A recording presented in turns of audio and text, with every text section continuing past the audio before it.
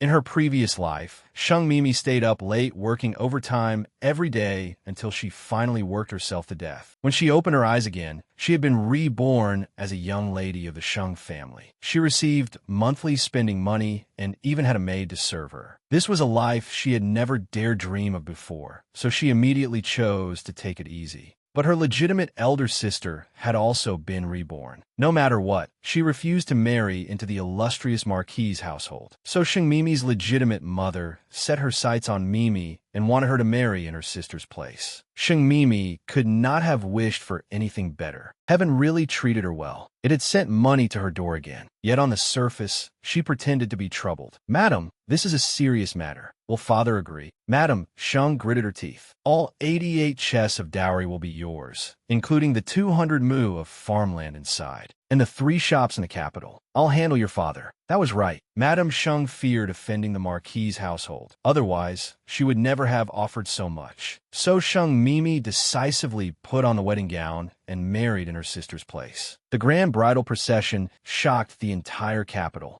Many people were curious. Wasn't this the eldest young lady's marriage agreement? Why had the bride suddenly changed? Her personal maid was very worried. "Miss, although the Marquis of Chongren's household is powerful and influential, 7 years ago, the young Marquis brought a pair of boy and girl twins back to the residence. You'll have to be their stepmother. The young Marquis has also been stationed at the border for years and still hasn't returned. Do you really want to marry him?" Sheng Mimi replied that of course she would marry him, and she was determined to do so. Sitting in the bridal sedan, her face was full of joy. Who said this Marquis's household was bad? This marriage was simply perfect. Madame Sheng had never liked her, a concubine-born daughter, and even her food and clothing depended on Madame Sheng's mood. Even if she spent her whole life scraping by as a concubine-born daughter in the Sheng residence, she would never get a dowry like this. Thinking about it another way, once she married in, she would be the mistress of a noble household. Not only would she gain children without childbirth pain, she would have both a son and a daughter. After pulling off this big deal, she would not have to worry about food or money for the rest of her life. Her maid was not so optimistic. "Miss, those 2 children in the Marquis's household are truly extremely unruly. The eldest young lady must have heard about them and worried she would be bullied after going there, so she changed her mind. Otherwise, why would she give up such a good marriage?" When Sheng Mimi heard that, her gossip instincts were stirred. "Tell me quickly." The Marquis's household and the Sheng family had arranged this marriage long ago, but that side quietly brought back 2 children.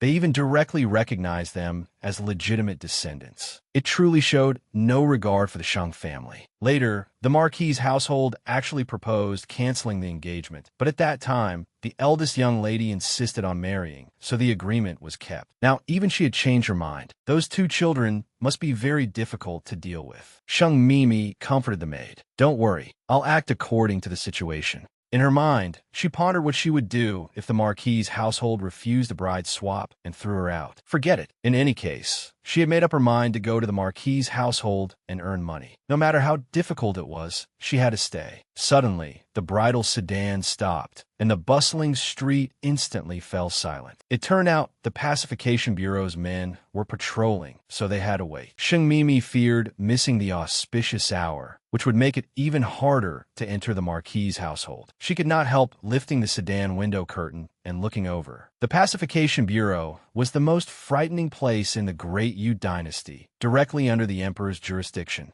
It was the only department with the authority to execute first and report afterward. The masked man at the head of the group was the Bureau's commander. It was said that he was exceptionally cold and ruthless and had killed countless people. He was someone everyone in the capital paled at the mention of. Sheng Mimi was also startled by the powerful aura he cast over when he looked her way. After forcing herself to meet his gaze for 1 second, she slunk back inside. His eyes were terrifying. She could not afford to provoke him. She prayed that this plague god would hurry up and make way, and not delay her auspicious hour. Soon, the procession resumed. When they reached the Marquis of Chongren's residence, the thing she had worried about did not happen. Instead, many stewards were waiting at the gate to welcome the sedan and hold the blessing ceremony for the newlywed. It seemed the Marquis's household had agreed to the bride swap. Sitting in the sedan, Sheng Mimi heard 2 extremely arrogant children's voices from the flower bushes nearby. "Sister, They're almost done reciting. She's about to get out of the sedan. When the time comes, I'll set firecrackers off under her backside and use scatter beans under her feet so she falls to her death. If she wants to enter our marquee of Chongren's residence, she'll have to ask whether I, Ning Yaoyong, agree. Sheng Mimi inwardly exclaimed, well, well, these two little brats wanted to make her embarrass herself and give her a show of force. Just then, two wedding matrons opened the sedan curtain. Madam, please. At this point, even though Sheng Mimi knew the two little ones intended to make a move against her, she could only step out of the sedan and adapt as she went. When the two little ones saw her leave the sedan, they indeed began itching to act. Taking advantage of the festive noise, the little boy grabbed a handful of soybeans and scattered them under Sheng Mimi's feet. The two wedding matrons in front of her slipped before they noticed and panicked. What's going on? The bride mustn't fall. Sheng Mimi braced herself on the wedding matron's shoulder and used the force to leap, instantly moving away from the danger of falling. She sneered inwardly. Such petty tricks. She had practiced 8-section brocade for many years. She was not someone to be trifled with. The two little ones were shocked. Brother, she didn't fall. She's fine. Watch me. I still have another move. Relying on her 8-section brocade skills, Sheng Mimi successfully avoided the two children's first show of force. Seeing that, the two little ones were not discouraged. It did not matter that she had not fallen. They still had another move to deal with her. With the danger removed, the wedding continued. The housekeeper presented a jade pendant. Madam, this is the young Marquis's birth jade pendant. It also represents him personally. Later, please hold it while bowing in the wedding ceremony. Sheng Mimi nodded and accepted it. She felt that bowing with a jade pendant was much better than bowing with a rooster. While she was distracted, the little boy suddenly rushed out and bumped into her. Bad woman, give back my father's jade pendant. The jade pendant in Sheng Mimi's hand flew out from the impact. She wanted to catch it, but it was too late. She could only watch helplessly as the jade pendant shattered into 4 or 5 pieces. The little child laughed at the sight. His second show of force had succeeded. Now she could not complete the wedding bows, right? Sheng Mimi was so angered by this naughty child that her fists tightened. This brat had done nothing proper all morning and kept making trouble for her. It was time to let the little one experience society's harsh beating. She reached out and laid the little boy across her lap. Then, with loud thunder but little rain, she slapped his backside. This is for scattering beans. This is for breaking my husband's jade pendant. The little boy had always been domineering and had never been treated like this before. He howled, "You crazy woman! Do you know who I am?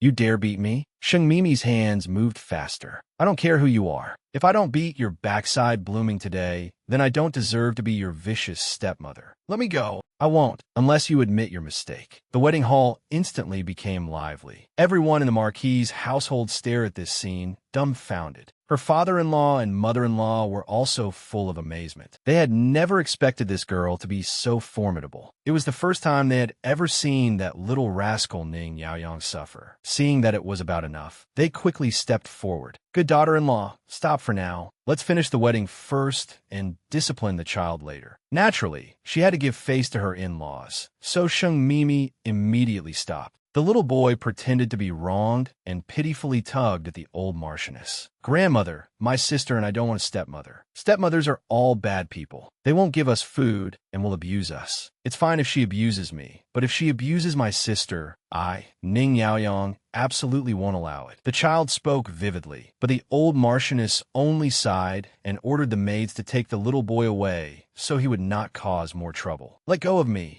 I will never acknowledge this vicious stepmother. In the end, the little boy still could not struggle free and was taken away. Then Sheng Mimi smoothly completed the wedding bows. The old Marchioness held Sheng Mimi's hand and grew more satisfied the more she looked at her. Good child, today our household has truly wronged you. We will not fuss over your marrying in as a substitute. Since you have married into our residence, from now on, you are the mistress of the Marquis's household. From now on, live peacefully and well in our household. Sheng Mimi had not expected a blessing in disguise. The two elders had actually acknowledged her. In the years since she had transmigrated into the Sheng family, she had rarely enjoyed such warmth. Her heart warmed. Mimi thanks father and mother for your understanding. The old Marquis and his wife had originally had some objections to the last-minute bride swap, but seeing that Sheng Mimi could actually subdue that brat Yao Yang, they accepted the substitution and even felt fortunate. They even thought they might as well seize the chance. They would have Sheng Mimi discipline the two children more strictly. Perhaps she really could make them change their unruly natures. Mimi, you did well today. You saw Yao Yang and Jiao Yue today, too.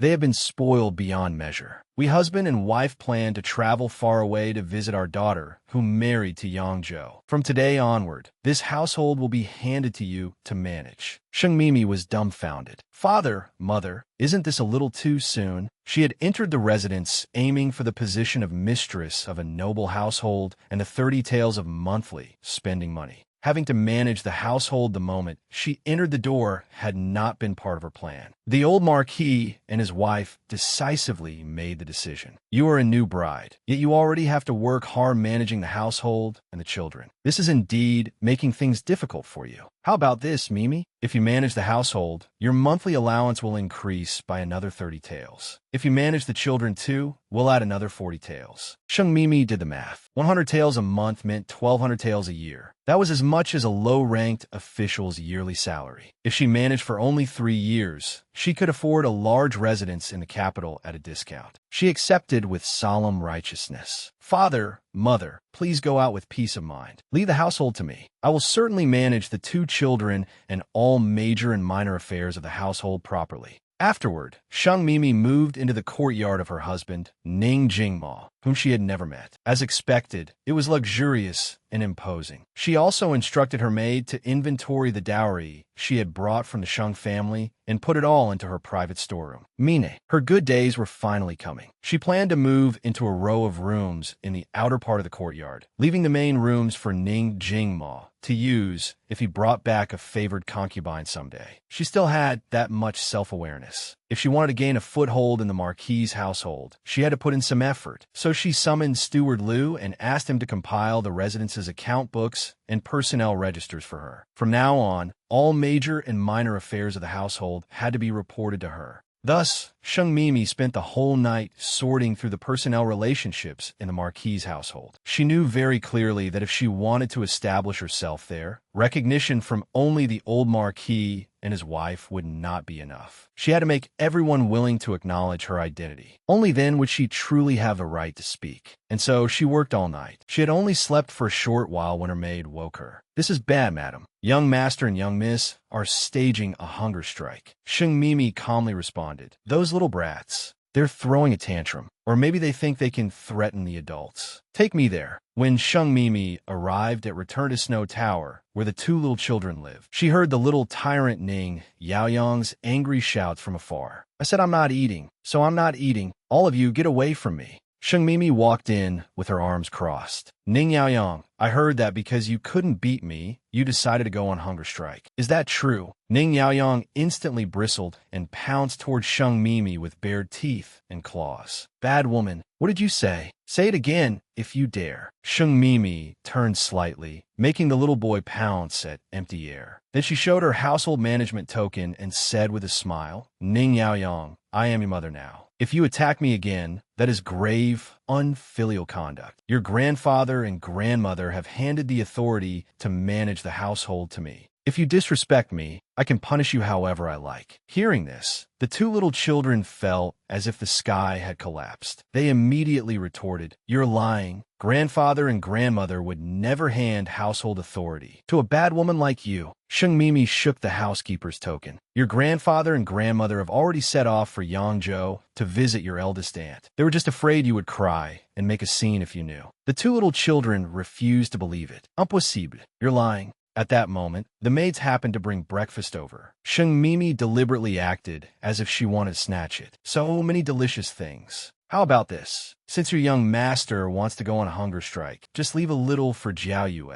Send the rest to my room. Ning Yaoyang bristled again when he heard that. In your dreams, who said I'm going on a hunger strike? This is all our food. I like to see who dares take it. Hurry and set the meal. This young master is going to have breakfast. Sister, hurry and eat. Be careful, or the bad woman will steal it. Then he wolfed it down, clearing half the food in only a few moments. Sheng Mimi pretended to be regretful and said to the servants of Return to Snow Tower, "In the future, if your young master wants to go on a hunger strike, don't send food to his courtyard. I am now the managing mistress of the Marquis's household. If he doesn't eat, that means he's saving money for me." Then she walked away with a smile. With just a little bait, they obediently fell for it. How innocent. Handling two little brats was not difficult at all. Ning Yaoyong felt like he was about to explode with anger. That bad woman infuriates me. The Marquis of Chongren's residence belongs to my grandfather and grandmother. Since when did it become hers? She wishes. That vicious stepmother wants to starve me? Then I'll eat even more. I'll eat 3 meals a day. Little Ning, Jiao Yue glanced at her puffed-up brother. He had said he would go on a hunger strike, yet he had given up before half a day had passed. Seeing her brother choke from eating too fast, she quickly patted his back. "Brother, don't choke. She was deliberately scaring you." After Ning Yaoyong recovered, his momentum returned. "Right, sister. I saw her holding the household token. She's just a daughter from the Hanlon family. She definitely doesn't know how to manage a household. Let's hurry and follow her to watch her make a fool of herself." Sheng Mimi only pretended not to notice the 2 little brats following her. She ordered all servants in the residence to gather in front of Return to Tranquility Hall. They were to line up according to rank. After they stood in formation, some people whispered in the crowd, "I heard the new madam is a concubine-born daughter of the Sheng family who married in as a substitute. A concubine-born daughter probably never learned how to manage a household at home, right? She was made to manage the household the moment she married in. The old madam is truly bold. Yesterday, she even fought with our young master in the wedding hall." Sheng Mimi acted as though she had not heard. Only after they finished discussing did she leisurely pick up her teacup. She looked over everyone. "I remember there are 138 servants in the Marquis's household. Today, 110 are on duty and 28 are on leave. Uncle Liu, have those on leave come see me after they return to work tomorrow. I have just taken charge, and without major issues, I will not make sweeping changes. But if I discover anything unreasonable, I will correct it. Our Marquis's household is a wealthy and noble family, and also a family that accumulates virtue.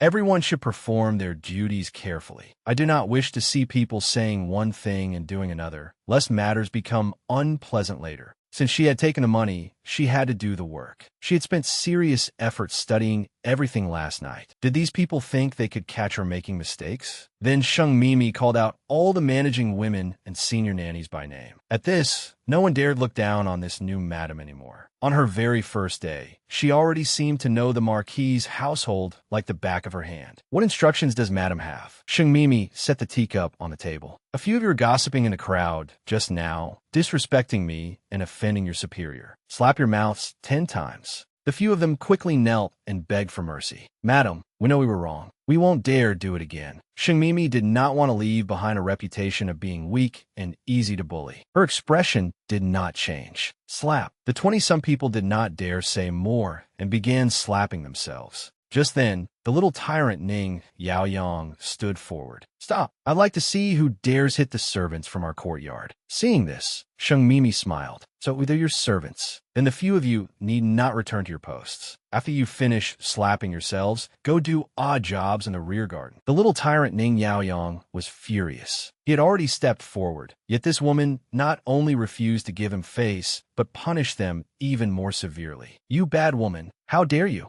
Sheng Mimi's smile did not change. "I am the lawful wife your father, Ning Jingma, married properly. You should call me legitimate mother, or at least madam. You are the dignified, legitimate, eldest grandson of the Marquis of Chongren's household. Yet every word from your mouth is bad woman. You disrespect your elders and disgrace your father. You disgrace our Marquis's household. Do you understand?" Ning Yaoyong's face turned bright red from her rebuke, and for a moment, he could not find words to retort. Ning Jiuyue stepped forward. "Enough, brother." The little girl was delicate and beautiful, but her expression was cold. "The one engaged to our father was the legitimate eldest young lady of your Hanlon family, not a concubine-born daughter like you. Are you worthy of making us call you legitimate mother?" The first time Xing Mimi faced the little girl, she knew this younger sister was much harder to deal with than Ning Yaoyang. But to her, it was still a small matter. Heroes are not judged by birth. How am I unworthy? I bowed in marriage with your father and am the mistress of the Marquis's household approved by your grandparents. Whether you acknowledge it or not is not up to you. Of course, you may refuse to call me that and continue calling me bad woman. If word spreads outside the residence,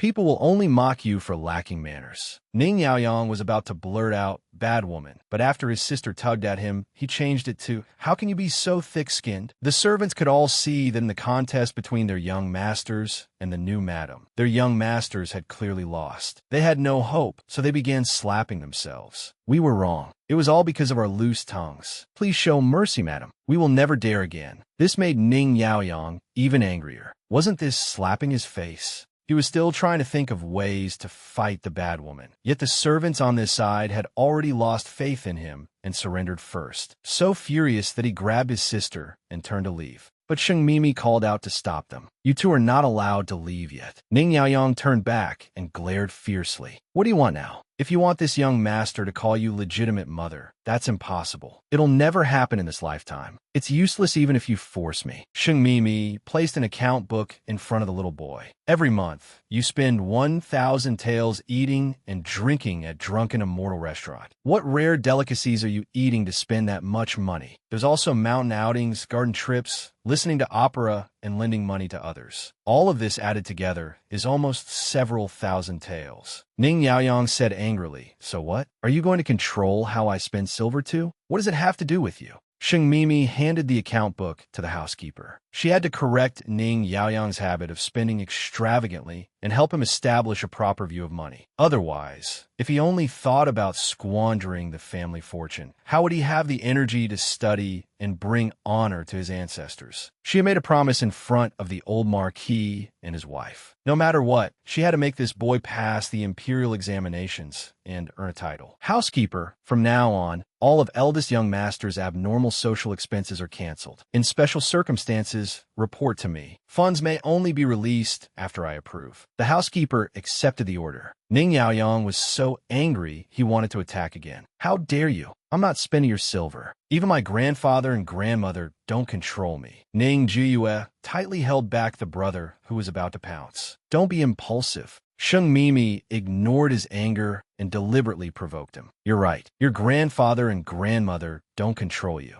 I'll control you. I'm doing it for our household's reputation too. Spending silver is a small matter. But if later people all laugh at you and say the Marquis of Chongren's household has a fool named Ning Yaoyang who can be taken advantage of, that would be a big matter. Ning Yaoyang took it. Ning Jiayue spoke up protectively. It's true my brother should not spend money recklessly, but some of these are necessary expenses when young masters of noble families go out. You cannot cut everything off. Xing Mimi's lips curved slightly. The two children disliked her, but they still cared about the Marquis's household's reputation and etiquette. Their sense of ethics was still there. They had not gone completely bad. So she instructed the housekeeper, in the future, all of Yaoyang's abnormal expenses will first be reviewed by your young miss before being reported back to me. Seeing this, Ning Jiayue spoke to take her leave. My brother and I are going to the family school, so we will not disturb Madam any longer. Seeing that she had indirectly acknowledged her status, Xing Mimi waved with a smile. Go on. Study well. In the distance, Ning Yaoyang puzzledly asked his sister, are you supporting her or me? After the siblings left, the servants respected Xing Mimi, the new madam, even more. Even eldest young master had suffered in her hands. From now on, they had to perform their duties properly and absolutely could not offend madam. Xing Mimi had known these two children would not settle down. By a lucky accident, they had even helped her establish authority among the servants. As for the two children's personalities, there would be plenty of time later. She did not expect to teach them well in just a few days. Finally, Xing Mimi kept two old accountants behind, wanted to understand which shops of the Marquis's household were currently the most profitable. Among the Marquis's household's properties, the pharmacy, pawn shop, and restaurant brought in the most considerable income. In addition, the rouge shop and the clothing shop had also seen increased revenue in recent months. Hearing this, Xing Mimi pondered. If the three shops the Sheng family gave her as dowry continued like this, not only would they fail to earn money, she might even have to put money money into them. She needed to think of a way to change their business and make big money. Just then, a maid came to report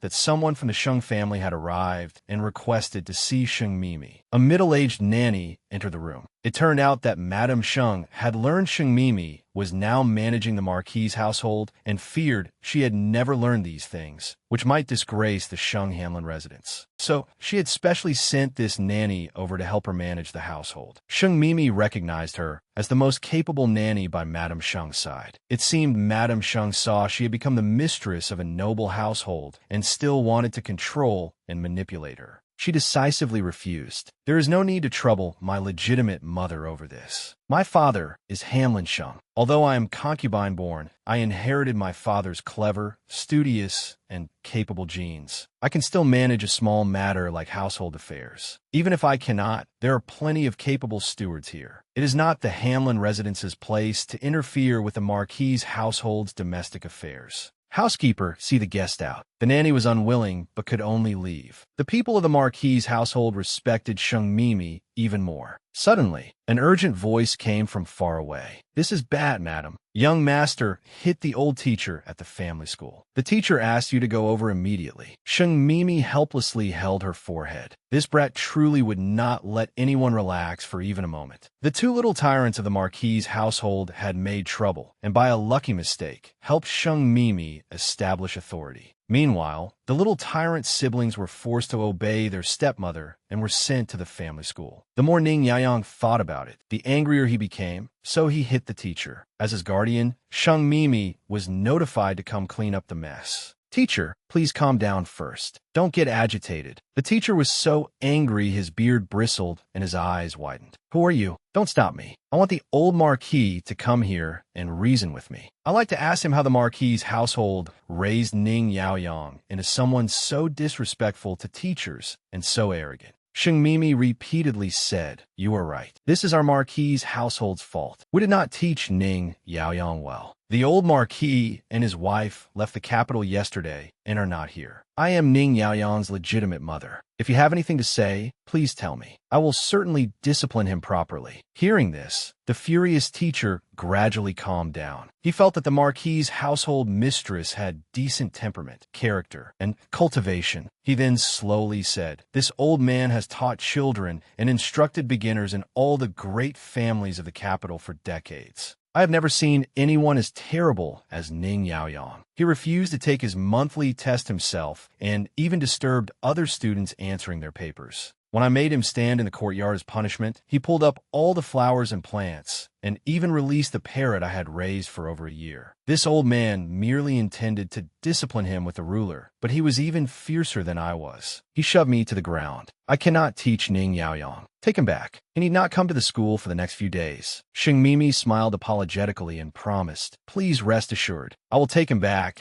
and certainly make him reflect properly. If he does not reflect well, I will not send him back to the family school." Sheng Mimi's attitude dispelled most of the teacher's anger. He had seen many parents, but this was the first time he had met such a decisive and reasonable mother, one who would not use her status to indulge the child. Rare indeed. After understanding the situation, Sheng Mimi took the teacher's ruler and rushed into the confinement room. "Ning Yaoyang, you little brat, come receive your death." But there was no one inside. Only the rear window was open. Sheng Mimi had now truly witnessed how naughty a naughty child could be. He had hit the old teacher and still dared run away. Just wait and see how she dealt with him. She turned and asked Ning Jiayue, "Little Jiayue, darling, do you know where your brother went?" Ning Jiayue silently shook her head. "I don't know. I'll go look for him." Sheng Mimi patted the little girl's shoulder. "No need. You're not in good health. Attend class peacefully. I'll go find him." After returning to the Marquis's household, she ordered her personal maid to summon all of Ning Yaoyang's young servant followers. "Speak. Where did your young master go? Those who conceal the truth will bear the consequences."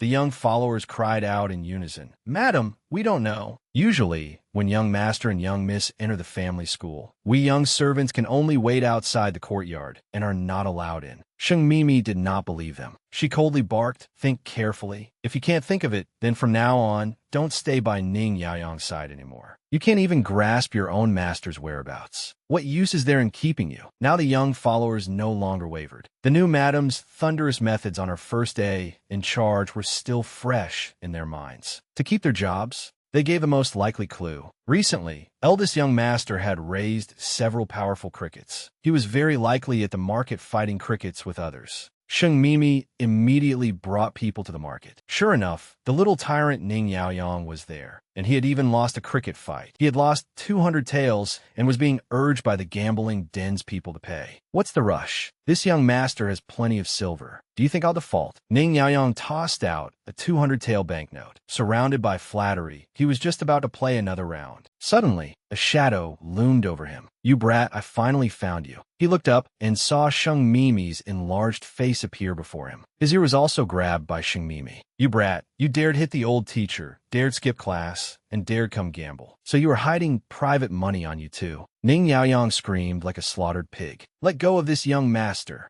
The group who had been fighting crickets with Ning Yaoyang looked at Sheng Mimi with ill intentions. Who are you? Don't block our business. Sheng Mimi retorted with no loss of momentum. Who am I? Of course I'm his mother. You dragged my son into cricket fighting and gambling. Be careful, or I'll report you to the authorities. Once she said this, those people quickly distanced themselves. Ning Yaoyang was still yelling, Big brothers, save me. I can still place more bets. Sheng Mimi laughed coldly and confiscated all the money on Ning Yaoyang, putting it into public funds. Without silver, no one tried to keep Ning Yaoyang anymore. Ignoring Ning Yaoyang's shouting, Sheng Mimi dragged him out of the crowd. You vicious stepmother. Let go of this young master. The naughty child Ning Yaoyang, who had skipped class to fight crickets, was dragged back to the residence by Sheng Mimi. Unable to break free, Ning Yaoyang cursed endlessly. You vicious stepmother. Let go of this young master. Sheng Mimi held Ning Yaoyang by the ear and lectured him. You still dare be so arrogant? Watch whether I deal with you when we get back. Just then, a poor scholar carrying a book chest came over. He said to Ning Yaoyang, a mother's command cannot be defied. As the teachings say, children should respect their parents, understand reason, and stay away from harmful matters. Ning Yaoyang glared at him indignantly. This young master doesn't even know you. Who asked you to poke your nose into other people's business? The poor scholar shook his head slightly. Stubborn and unrepentant. You should read more and understand reason.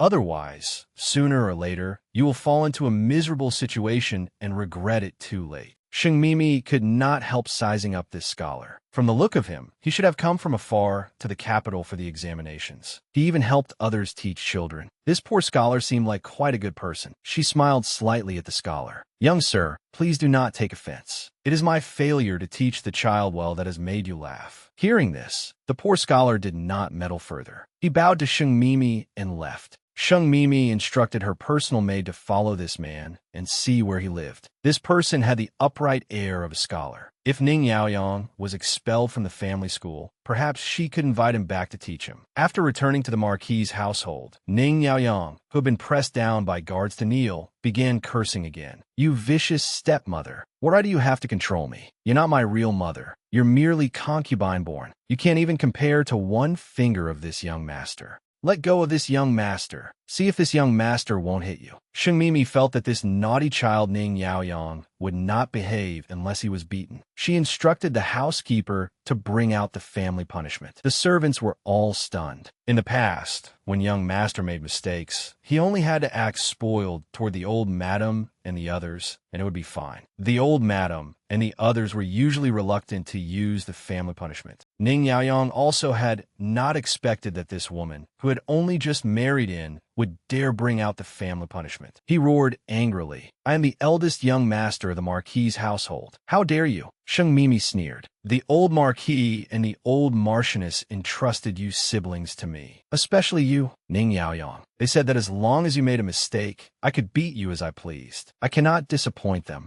The old housekeeper quickly brought over the family punishment, as well as a long ruler. Sheng Mimi looked around. Which of you will help me carry out the family punishment? Everyone lowered their heads in unison and said nothing. Who would dare? Eldest young master was precious and noble. The new madam was truly too fierce. Although the old madam had allowed her to discipline him, she actually dared to beat him. Sheng Mimi sighed helplessly. She had originally wanted to see if anyone in the Marquis's household had a little courage, but not even half a person did. This also showed just how favored Ning Yaoyang usually was in the residence. She could only do it personally. Article 10 of the Ning family rules. Those who disrespect teachers and elders shall receive the ruler. Article 47. Those who gather to gamble shall receive the ruler. She struck Ning Yaoyang's backside once. Ning Yaoyang let out a miserable cry. When Ning Jiayue saw that this was real, she could no longer bear it and stepped forward. Madam, I will take half the family punishment for my brother. Sheng Mimi coughed lightly. Jiayue, darling, you indeed are also at fault. Your fault lies in not stopping your brother's foolishness. But you do not deserve family punishment. Before she could finish, Ning Yaoyang interrupted her. You vicious stepmother. I alone am responsible for my actions. I don't need my sister to take the family punishment for me. Sheng Mimi smiled. Fine, you have some backbone, Brad. At least you know to protect your sister. You do have some sense of responsibility. She would not dare hit Ning Jiayue.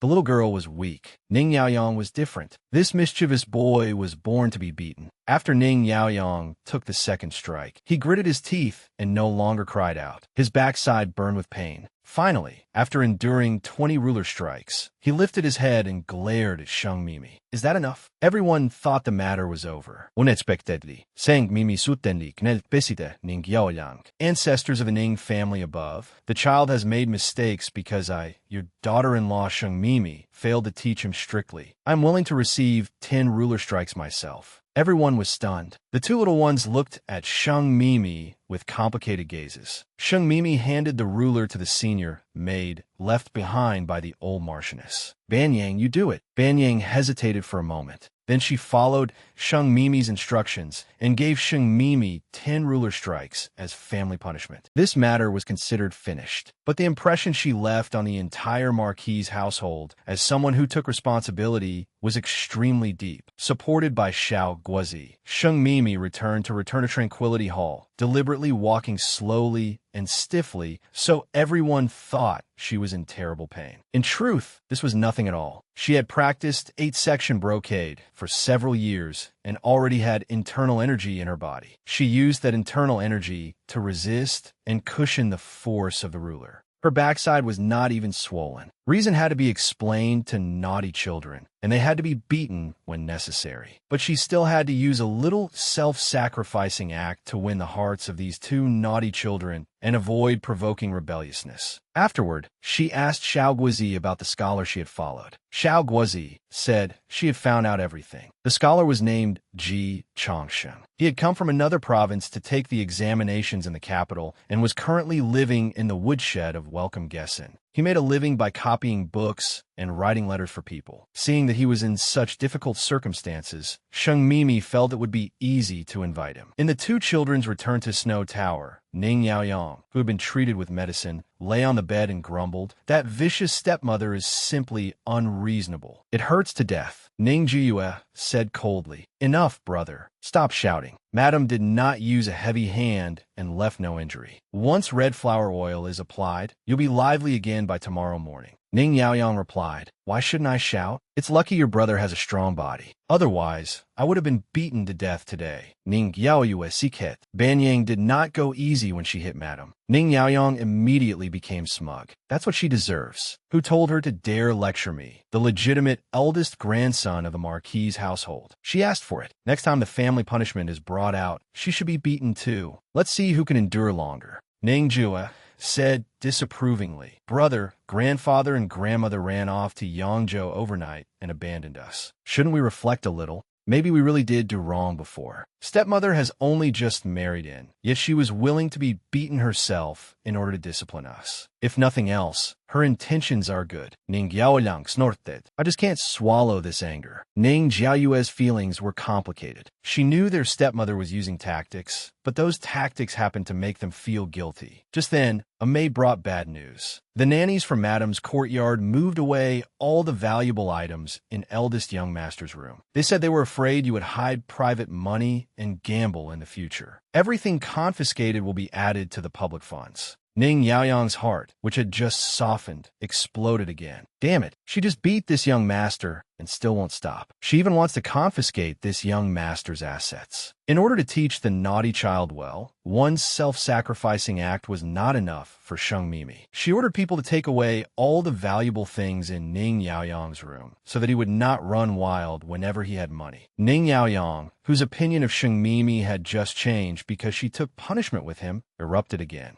You're not allowed to move them. Once this young master's backside recovers tomorrow, I'll definitely settle accounts with you. But the servants in the residence had already been won over by Sheng Mimi and no longer feared this little tyrant young master. Ning Yaoyang anxiously sought his sister's help. Ning Jiayue comforted him. It's fine. The things on my second floor are still there. If you need silver, tell me. Steal your second floor things and pawn them. Ning Jiayue was stunned. I'm a dignified man. How could I possibly steal my sister's things? Xiaoya, have you also taken stepmother's side? Ning Jiayue hurriedly stated her stance. No, I haven't. I will always stand on your side, brother. Even if grandfather and grandmother come, I'll still stand with you. Only then was Ning Yaoyang satisfied. With his sister, everything was enough. What vicious stepmother. Ning Yaoyang, was not afraid at all. On Sheng Mimi's side, she listened to the maid report on the money and items collected back and could not help clicking her tongue. This naughty child was truly favored. So extravagant. He actually used a gold chamber pot. His New Year's money alone equaled a lifetime's wages for an old servant in the Marquis's household. After hearing the report, she told the maid to store everything properly. Once Ning Yaoyang improved in the future, the items would be returned to him. It was already midnight. Sheng Mimi began the second part of her plan to conquer the children. She brought her maid outside to catch crickets in the grass. After searching for a long time, she finally found a large cricket in the grass. Just as she was about to catch it with a net, the voices of servants speaking nearby startled it away. Why hasn't he come yet? Hurry and urge the resident's physician. Sheng Mimi sensed the servant's nervous, panicked mood and quickly went forward to ask what had happened. The servants told her that eldest young miss had suddenly suffered an attack of cold energy. Sheng Mimi had learned about Ning Jiayue's physical condition. She knew Jiayue had coldness in her body and would suffer 1 or 2 attacks every winter, but she did not know the specific situation. At this moment, Ning Jiayue was shivering all over, frozen, and her condition was more serious than before. Ning Yaoyang stayed by Ning Jiayue's bedside with a frightened expression, afraid his sister would not make it through. When he saw Sheng Mimi, he prayed bitterly. Even this woman is here. Why hasn't the physician arrived yet? At a time like this, Sheng Mimi did not argue with the little brat. In a few steps, she reached the bed and stretched out her hand to check Ning Jiayue's body. She sensed an extremely strong, cold energy. Just as she was about to act, Ning Yaoyang pushed her away as if guarding against a thief. What are you doing? Don't touch my sister. Sheng Mimi ignored him and asked the servants for silver needles. Seeing this, the people left behind by the old Marquis and his wife anxiously asked, Madam, do you know medicine? They had never heard that the Sheng family's second young lady knew medicine and were somewhat worried and afraid. Sheng Mimi replied, a little. Hearing this, Ning Yaoyang blocked the bedside. You only know a little and you dare stick needles into my sister? Are you trying to kill her? Sheng Mimi sighed and said solemnly, her cold poison is attacking fiercely. If we do not give emergency treatment, the consequences will be severe. Ning Yaoyang was anxious, but he still could not trust this vicious stepmother. Why should I believe you? What if you deliberately want my sister to die? Sheng Mimi promised, if Jiayue dies because of me, I will pay with my life. Or, do you want to do nothing now and just watch something happen to her in front of you? Ning Yaoyang looked at his suffering sister and decided to gamble. He stepped aside and threatened Sheng Mimi. Remember what you said. If anything happens to Jiayue, I will never let you off. Sheng Mimi quickly pricked Ning Jiayue's fingers with the needles to let blood. Perhaps because she was too cold, the blood was already semi-coagulated and would not flow out. She used her 8-section brocade internal skill to open the circulation throughout Ning Jiuyue's body. Then Ning Jiuyue suddenly coughed up a large pool of blood. Seeing this, Ning Yaoyang immediately felt that he had gambled wrong. How could he have believed the vicious stepmother's words? He angrily shoved Sheng Mimi away. If you have any dissatisfaction, direct it at me. Whether you want me to apologize or kneel, I can do it. What exactly did you do to my sister? Ning Jiayue's cold poison had suddenly flared up, putting her life in danger. Sheng Mimi had used internal energy to force out the cold blood. Ning Yaoyang, unaware of the truth, saw his sister coughing blood and concluded that Sheng Mimi, the vicious stepmother, was harming her. Just then, Ning Jiuyue woke up and weakly called, "Brother." The furious Ning Yaoyang instantly calmed down. "Sister, how are you? What do you feel unwell?" Sheng Mimi's personal maid muttered unhappily. He really doesn't know how to appreciate kindness. "Madam, are you all right?" Sheng Mimi shook her head. At this time, the residence physician also happened to arrive. This famous old doctor had been specially hired for Ning Jiayue. After a round of treatment, a layer of sweat covered his forehead. Eldest young Mrs. Cold illness is becoming more severe as she grows older. Fortunately, the cold blood was coughed out. Otherwise, eldest young Mrs. internal organs might all have been damaged by freezing. Eldest young master, may I ask which physician administered needles to eldest young miss for emergency treatment? In Ning Yaoyang's gaze toward Sheng Mimi, there was now a hint of gratitude. He raised his hand and pointed at Sheng Mimi. It was her. The residence physician immediately bowed to Sheng Mimi. "Since Madam knows medicine, from whom did you learn?" Before transmigrating, Sheng Mimi had been an attending physician in the emergency department of a top-tier hospital. Unfortunately, there were no professional medical instruments here. This illness was also not her field of expertise, so she humbly replied, "I have no school or master. I just like studying medical books." Hearing this, the residence physician thought it had only been a coincidence and said no more. Sheng Mimi escorted the physician out and asked whether Ning Jiuyue's cold illness could be completely cured. The physician said eldest young miss had carried this illness from her mother's womb and would suffer attacks every winter. Over the years, he had searched through all medical classics but had found no clue. He feared eldest young miss might not live to reach marriageable age.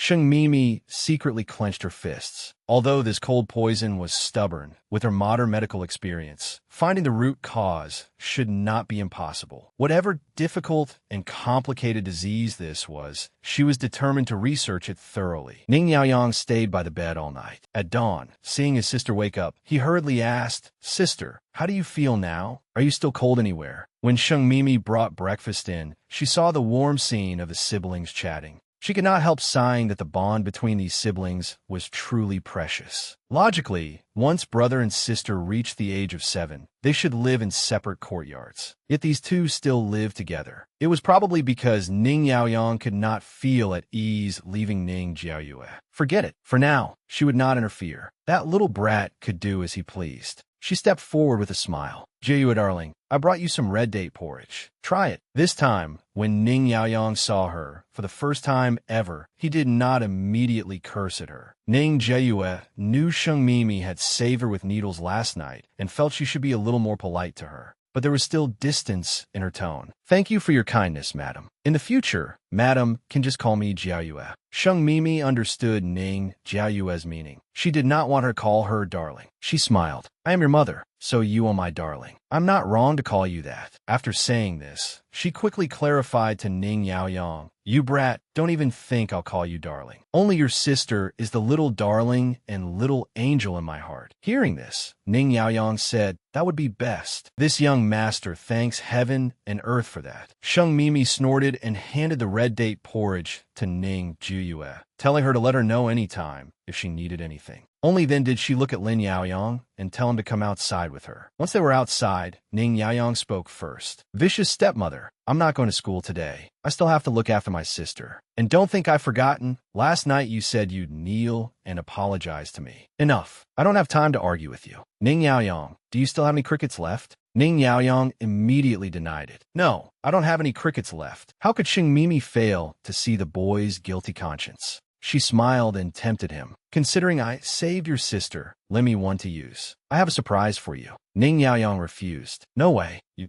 definitely want to crush my great Vajra general to death. Sheng Mimi pretended to wipe away tears. So in your heart, I'm someone capable of doing something so cruel? Ning Yaoliang snorted. If you can't do it, who can? It's not impossible for you to have my great general, but you have to agree to one condition. Sheng Mimi said teasingly, you can tell me. But if what you want is to get back all the things from your room, Ning Yaoyang retorted in pain. I didn't even mention that. I'll give you great Vajra. Next time my sister has a cold attack, you have to save her again. Sheng Mimi immediately agreed. Though this boy was a bit of a troublemaker, just based on his affection for his sister, there was still hope for him. After Ning Yaoyang gave her the cricket, he could not suppress his curiosity. He really wanted to know what the vicious stepmother wanted with his great Vajra. Surely she had not suddenly developed a bodhisattva's heart and decided to set great Vajra free, but the woman had gone into her room for ages without any movement. What exactly was she doing? After a while, the tightly shut door opened. Sheng Mimi appeared dressed in men's clothing, shocking Ning Yaoyang so much that his eyes widened. What was this? What did she intend to do dressed like a man? He was far too curious, so he furtively followed her. Sheng Mimi soon discovered a little tail behind her. She stopped and looked back. Come out. I've already seen you. Sheng Mimi, dressed as a man and carrying the cricket out,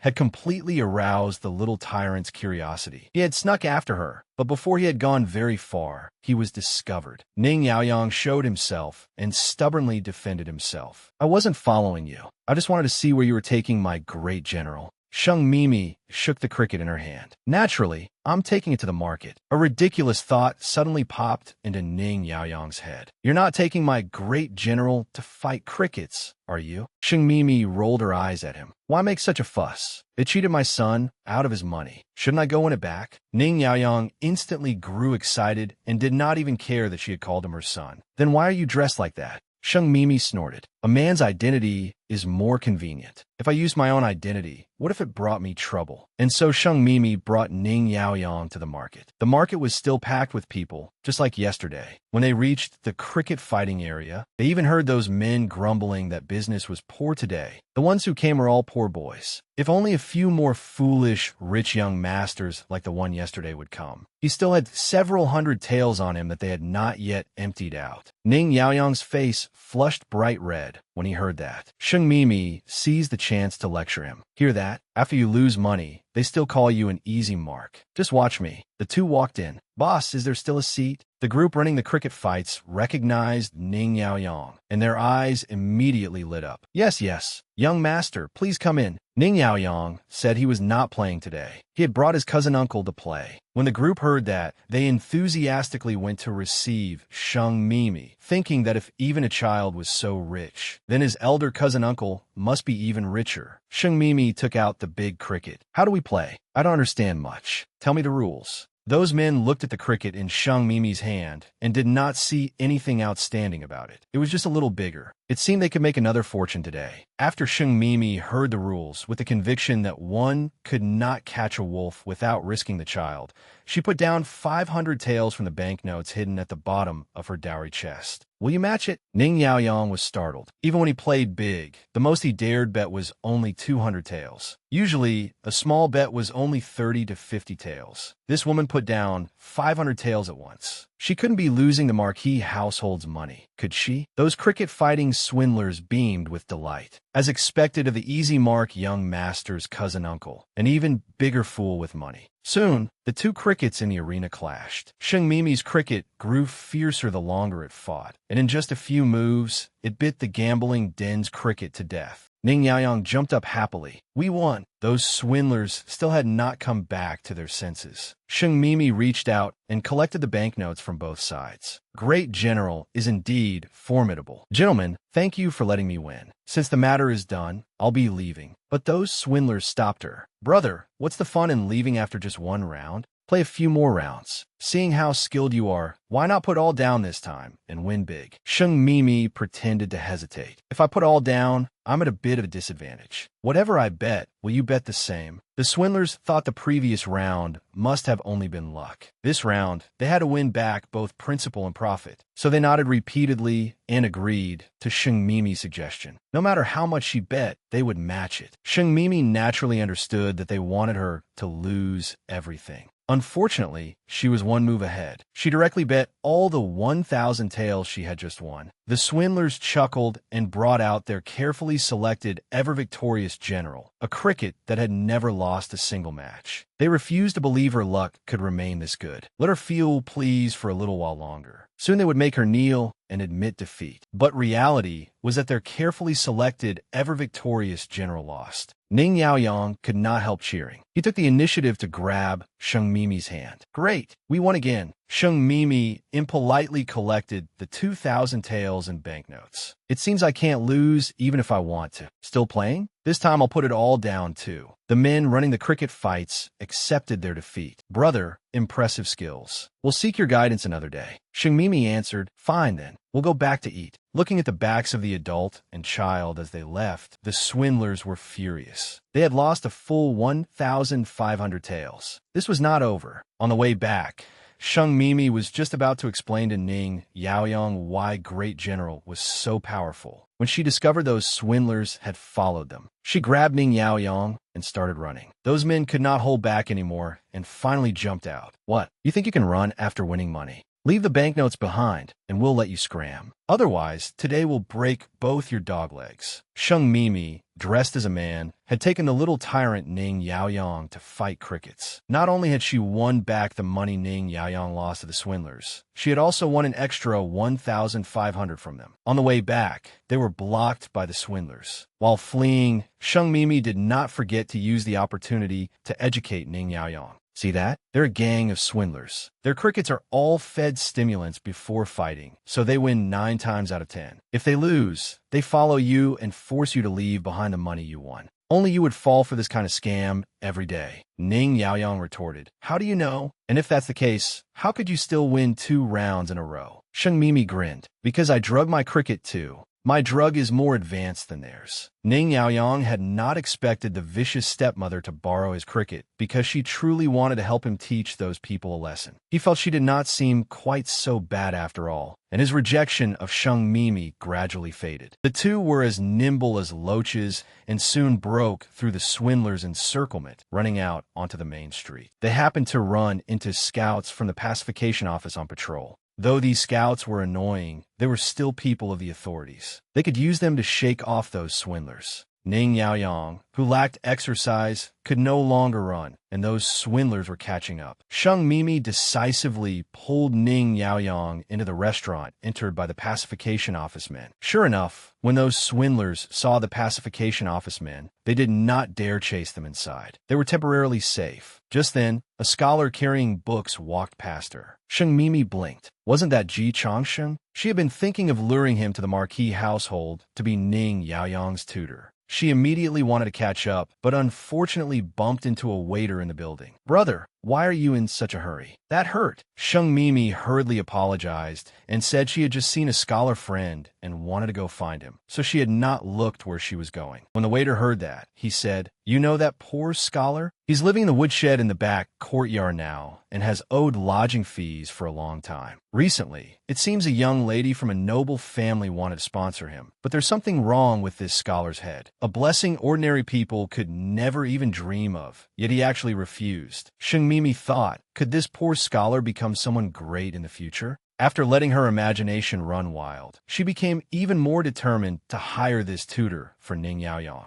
Sheng Mimi asked the waiter where the woodshed in the back courtyard was, then brought Ning Yaoyang there. Ning Yaoyang's expression instantly changed. Why are we looking for a poor scholar? I know. Are you having an affair with the poor scholar? Vicious stepmother, I know why you brought me. You brought me to catch you committing adultery, didn't you? Sheng Mimi knocked Ning Yaoyang on the head. Adultery, my foot. My title as the #1 overthinker is about to be stolen by you, you little brat. Soon, they found Ji Changsheng in the woodshed. The harsh surroundings did not affect his indomitable, aloof, and independent air in the slightest. Sir, forgive the intrusion. I am this brat's cousin-uncle. Entrusted by his mother, I came because she said she happened to meet you on the street yesterday and was very grateful that you taught her son. I wonder whether you would be willing to come to the residence and teach this brat to read and write. You would only need to teach for half a day each day, so it would not delay your own studies for the imperial examination. What do you think? Ji Changsheng did not answer immediately. He looked Ning Yaoyang up and down. Ning Yaoyang immediately protested. I don't want a tutor. So after all that, she was not catching an affair. She was hiring him a tutor.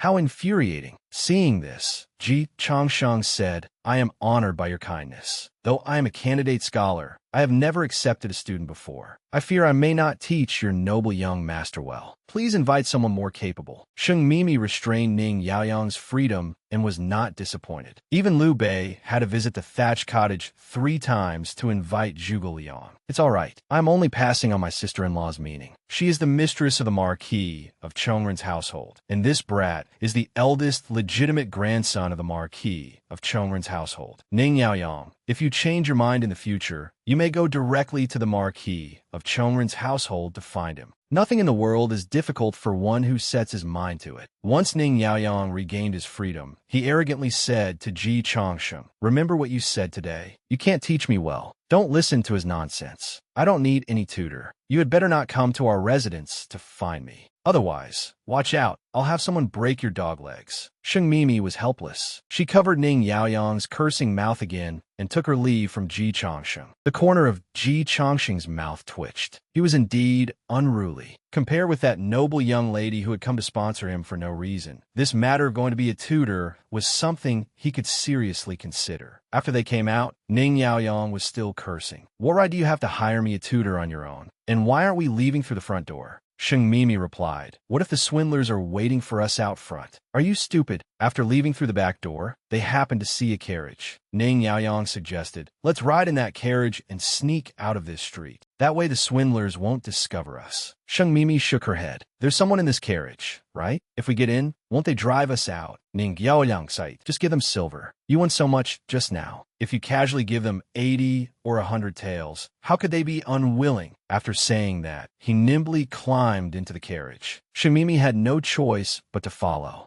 Inside the carriage sat a man wearing a mask. His whole body radiated an icy aura that warned strangers away. Beneath the mask, a pair of pitch-black, cold, unfathomable eyes fixed on the two of them. What is it? Sheng Mimi inwardly sucked in a breath of cold air. Wasn't this the infamous, mysterious pacification office chief commissioner, who killed without blinking and whose true face hardly anyone but the emperor had seen? In order to evade the swindler's pursuit, Sheng Mimi and Ning Yaoyang had planned to hitch a ride in the carriage at the back door. But after lifting the curtain, they discovered that sitting inside was the notorious chief commissioner of the pacification office. What cheap ride? Their lives were more important. Sheng Mimi reacted extremely quickly and pulled Ning Yaoyang away. We did not know the chief commissioner was conducting official business again. Forgive our intrusion. We'll leave at once. Who knew the chief commissioner would speak? Stop! Ning Yaoyang, who feared neither heaven nor earth, could not hold up now and began trembling. His grandparents had once told him that the chief commissioner of the pacification office liked eating children most, and that if he ever saw him, he must stay far away. Yet today, he had delivered himself right to the door. Was he about to be eaten? The chief commissioner stepped down from the carriage, his voice cold and merciless. Trespassing by mistake? Such great audacity. Who are you? Many guards with blades suddenly appeared and surrounded them. Sheng Mimi instinctively protected Ning Yaoyang in her arms, thinking that since she was an adult, she could at least improvise, and she should first let Ning Yaoyang get away. She hurriedly declared, Chief Commissioner, we are people from the Marquis of Chongren's household. This is the eldest young master of our Marquis household, Ning Yaolang. If the Chief Commissioner does not believe me, you may arrest me for interrogation and send our eldest young master back to the residence. He is still only a child. Hearing Sheng Mimi's words, Ning Yaoyang's fear lessened a little. Was this vicious stepmother trying to protect him?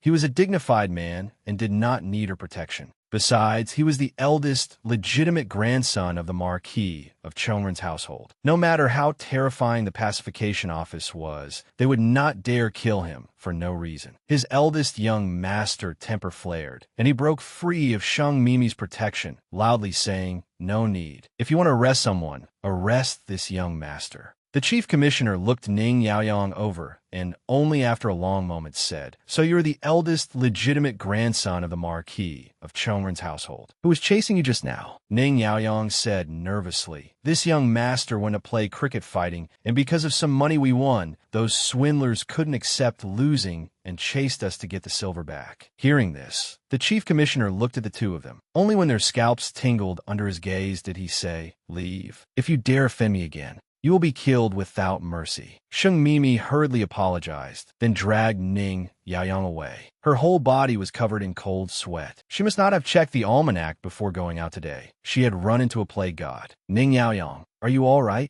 Once the crisis passed, Ning Yaoyang returned to his smug manner. "Of course, I'm not afraid of him. I am the eldest, legitimate grandson of the Marquis of Chongren's household. In this capital, who dares touch me?" Sheng Mimi laughed despite herself. "Brat, you were quite brave just now. I underestimated you." After receiving praise, Ning Yaoyang looked even more smug. The two returned to the residence, chatting and laughing, completely unaware that pacification office men escorted them the whole way. Elsewhere, several black-clad men around the carriage were reporting the situation. "Chief Commissioner, we have secretly sent men to escort the madam and eldest young master of the Marquis of Chongren's household back to their residence. The cricket-fighting swindlers have all been caught. Should they be interrogated or—" An icy voice came from inside the carriage. "Kill them directly." After returning to the Marquis household, Sheng Mimi carefully counted the silver she had won. Excluding her principal, 500 taels from her dowry, the remaining 1,500 taels were all winnings. If she had not run into the chief commissioner of the pacification office, today's outing would have been perfectly successful. Ning Yaoyang speechlessly complained, "You only want a little money. Is that necessary?" Sheng Mimi hurriedly said, "I did not take you out to gamble. I took you out to see through swindlers. There will be no next time for such things, understand? Take it. This 500 taels is the fee for borrowing your big cricket. Your big cricket did not die in vain."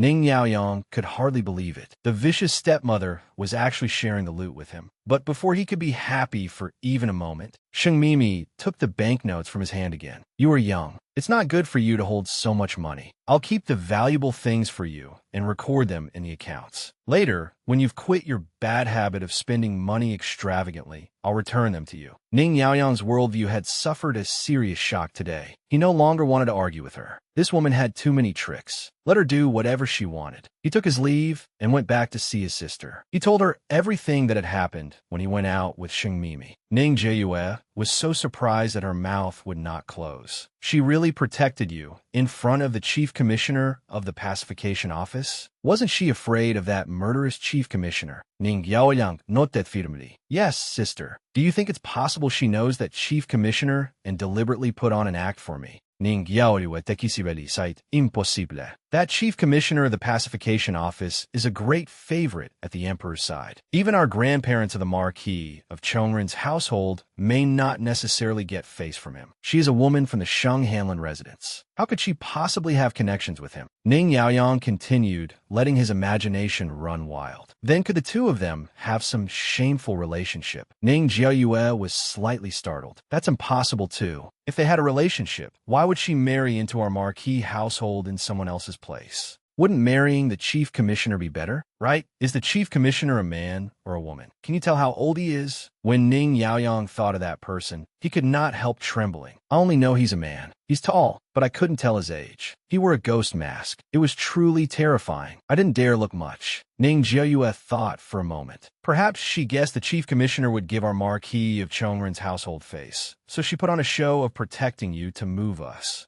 Ning Yaoyang suttenly understood. Sister is still the clever one. It must be like that. She promised to give me 500 taels as the money for buying crickets. But before the banknotes even warmed in my hand, she confiscated them. "Bah!" Ning Jieyue asked again. "Then what kind of person is that poor scholar? How are his learning, speech, and bearing?" Ning Yaoyang answered without hesitation, "A busybody who meddles in other people's business." Ning Jieyue fell silent. She should not have asked her brother. Her brother did not like studying. The moment words like learning were mentioned, his rebellious bones would flare up. This stepmother was not simple. She could manage the household and read account books, go out and deal with swindlers, and even dare put on an act before the chief commissioner without panicking in danger. Grandfather and grandmother were not here now. She had to be fully alert to deal with her. Brother, tomorrow is the day she returns to her maiden home. Let's both go with her and probe her background. The next day, Sheng Mimi was startled awake by a nightmare. She had dreamed again of the death of the original owner's birth mother. The original owner died from excessive grief, and she had transmigrated into her body because of it. Unfortunately, she still could not figure out why concubine Zhao had jumped into the well. After calming herself, she let Xiaoguozi dress her up. On the third day after marriage, according to custom, it was the day a married daughter returned to her maiden home. Xiaoguozi intended to advise her to wait for the young marquis to return before going, lest she be laughed at for going alone. Sheng Mimi said there was no need. I'll go today. Everyone in the capital knows my family's young Marquis of Chongrun is not in the capital. What am I afraid of? Besides, I have a few things to handle when I go back today. When she stepped onto the carriage, she discovered Ning Yaoyang and Ning Jiaoyue sitting inside. She was puzzled. Why are you in my carriage? On the day of her return to her maiden home, Sheng Mimi had already prepared herself to go back to the Sheng residence and fight. But when she got into the carriage, she discovered the two little dumplings had quietly appeared there. Ning Yaoyang lifted his chin. We're only accompanying you back in father's place. Don't be moved. Sheng Mimi was too lazy to bother with this brat, who deserved a beating whenever he opened his mouth. She looked at Ning Jiaoyue in some surprise. Jia, my darling, are you feeling better? Hearing that she was much better, Sheng Mimi swallowed the words, advising them to return. Fine. Staying home all day isn't fun anyway. Coming with me to the Sheng family for a meal is all right.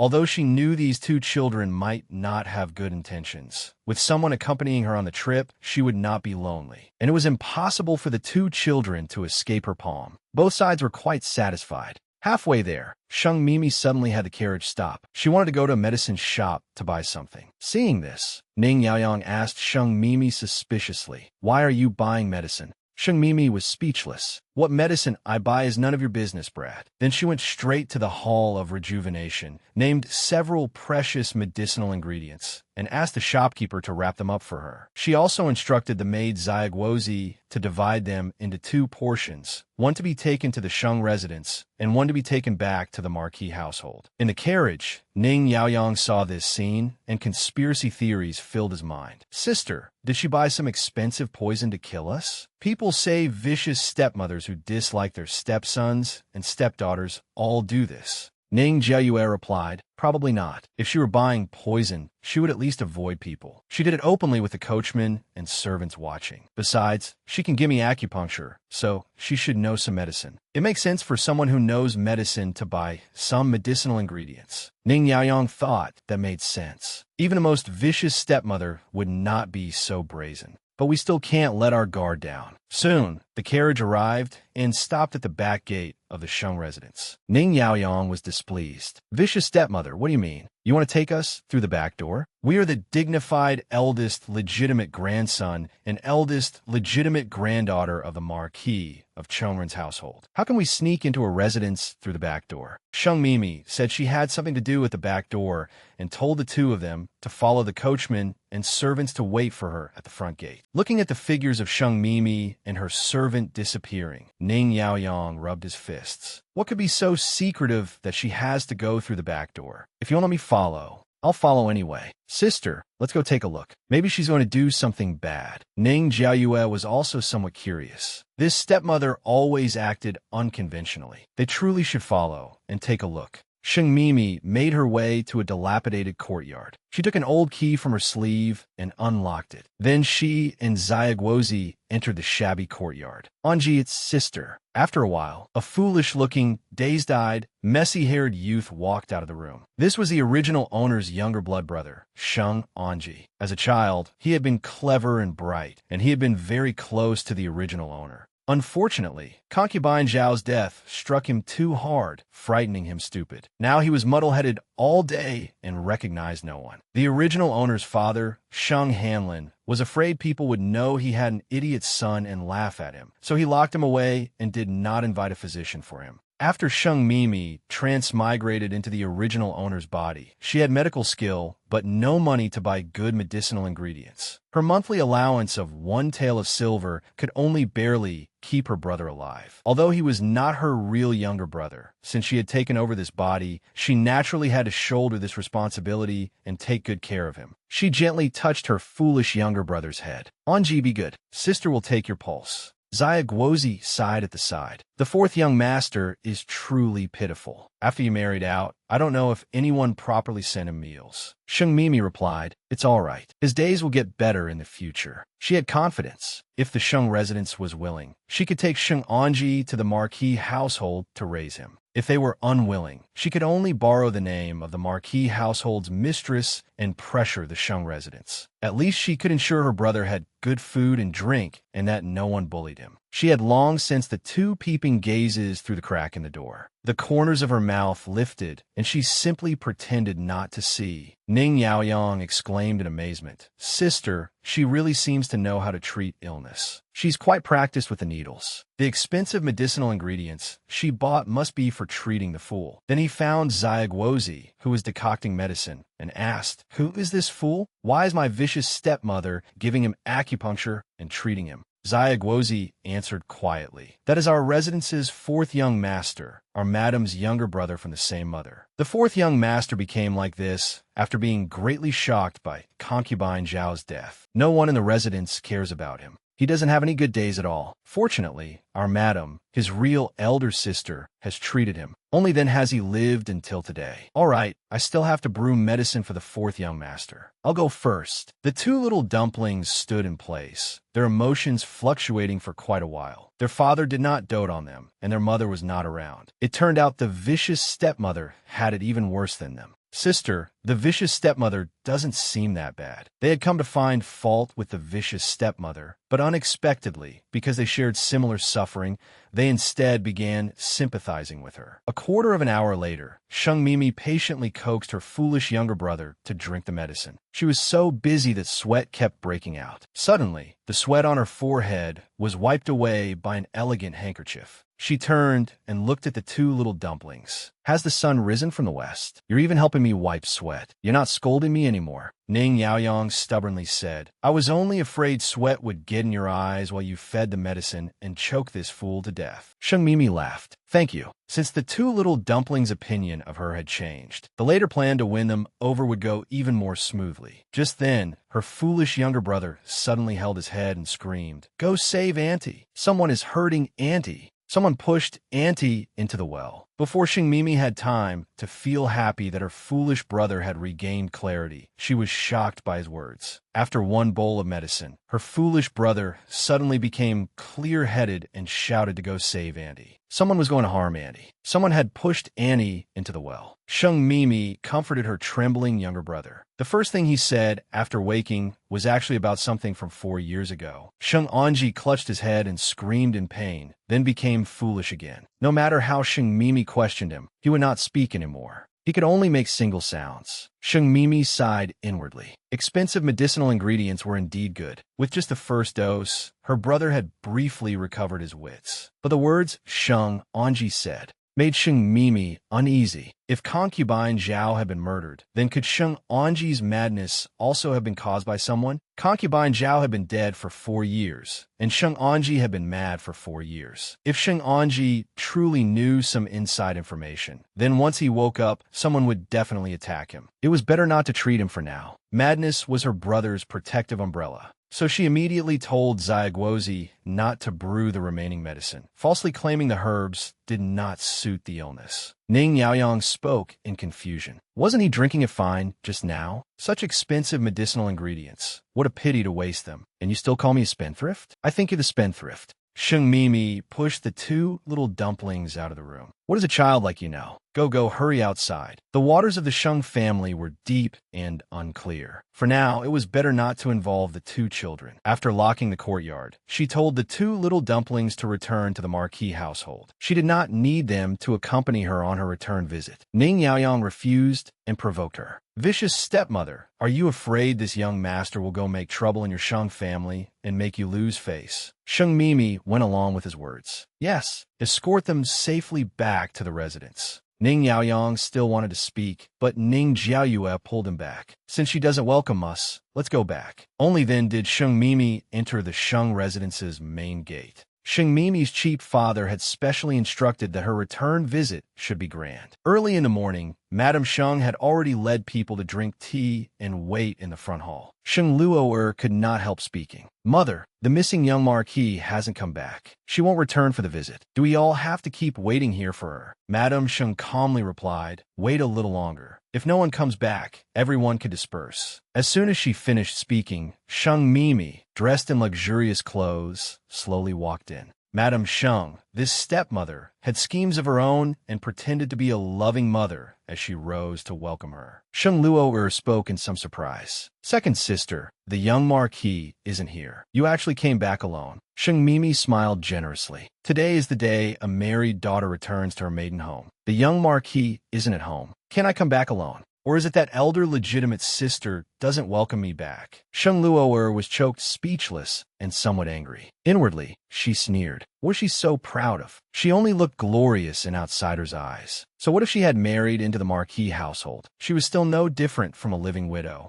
Seeing this, Madame Sheng also opened her mouth to jab a few words on her daughter's behalf. Mimi, you've wronged your legitimate elder sister. She was only worried that you are thin-skinned and would be laughed at for returning alone. After all, everyone says that when a bride returns alone, the omen is not good. Alone and solitary. The household may not be harmonious in the future. Sheng Mimi sighed inwardly. Let them say a few painless words for now. There were still matters she had not investigated clearly. For the time being, she could not fall out too badly with them. Suddenly, an arrogant voice came from the doorway. Who says she returned alone? This young master and my sister both accompanied stepmother back. How is that solitary? You're the ones whose family is not harmonious. Everyone saw a pair of Dragon and Phoenix twins dressed in fine brocade, walking in hand. The Sheng family were all stunned. Sheng Mimi froze. Why had these two little fellows come? Hadn't she told them to go back? The sun truly had risen from the west. They were actually speaking up for her. The most shocked person present was Sheng Luo. How is this possible? Didn't rumors say that the Marquis household's siblings had terrible temperaments? Why would they accompany her back? Ning Jiayue's voice turned cold. Can we not come? The two families are already related by marriage. It is only right to visit relatives. Does the Sheng residence not welcome us siblings? Madame Sheng hurriedly stepped forward. We wouldn't dare. We did not expect the eldest young master and eldest young lady of the Marquis household to arrive. We failed to welcome you from afar. Someone serve tea at once. Ning Yaoyang sat boldly in the highest guest seat. What good tea do you have? Let this young master taste it. I'll sit right here.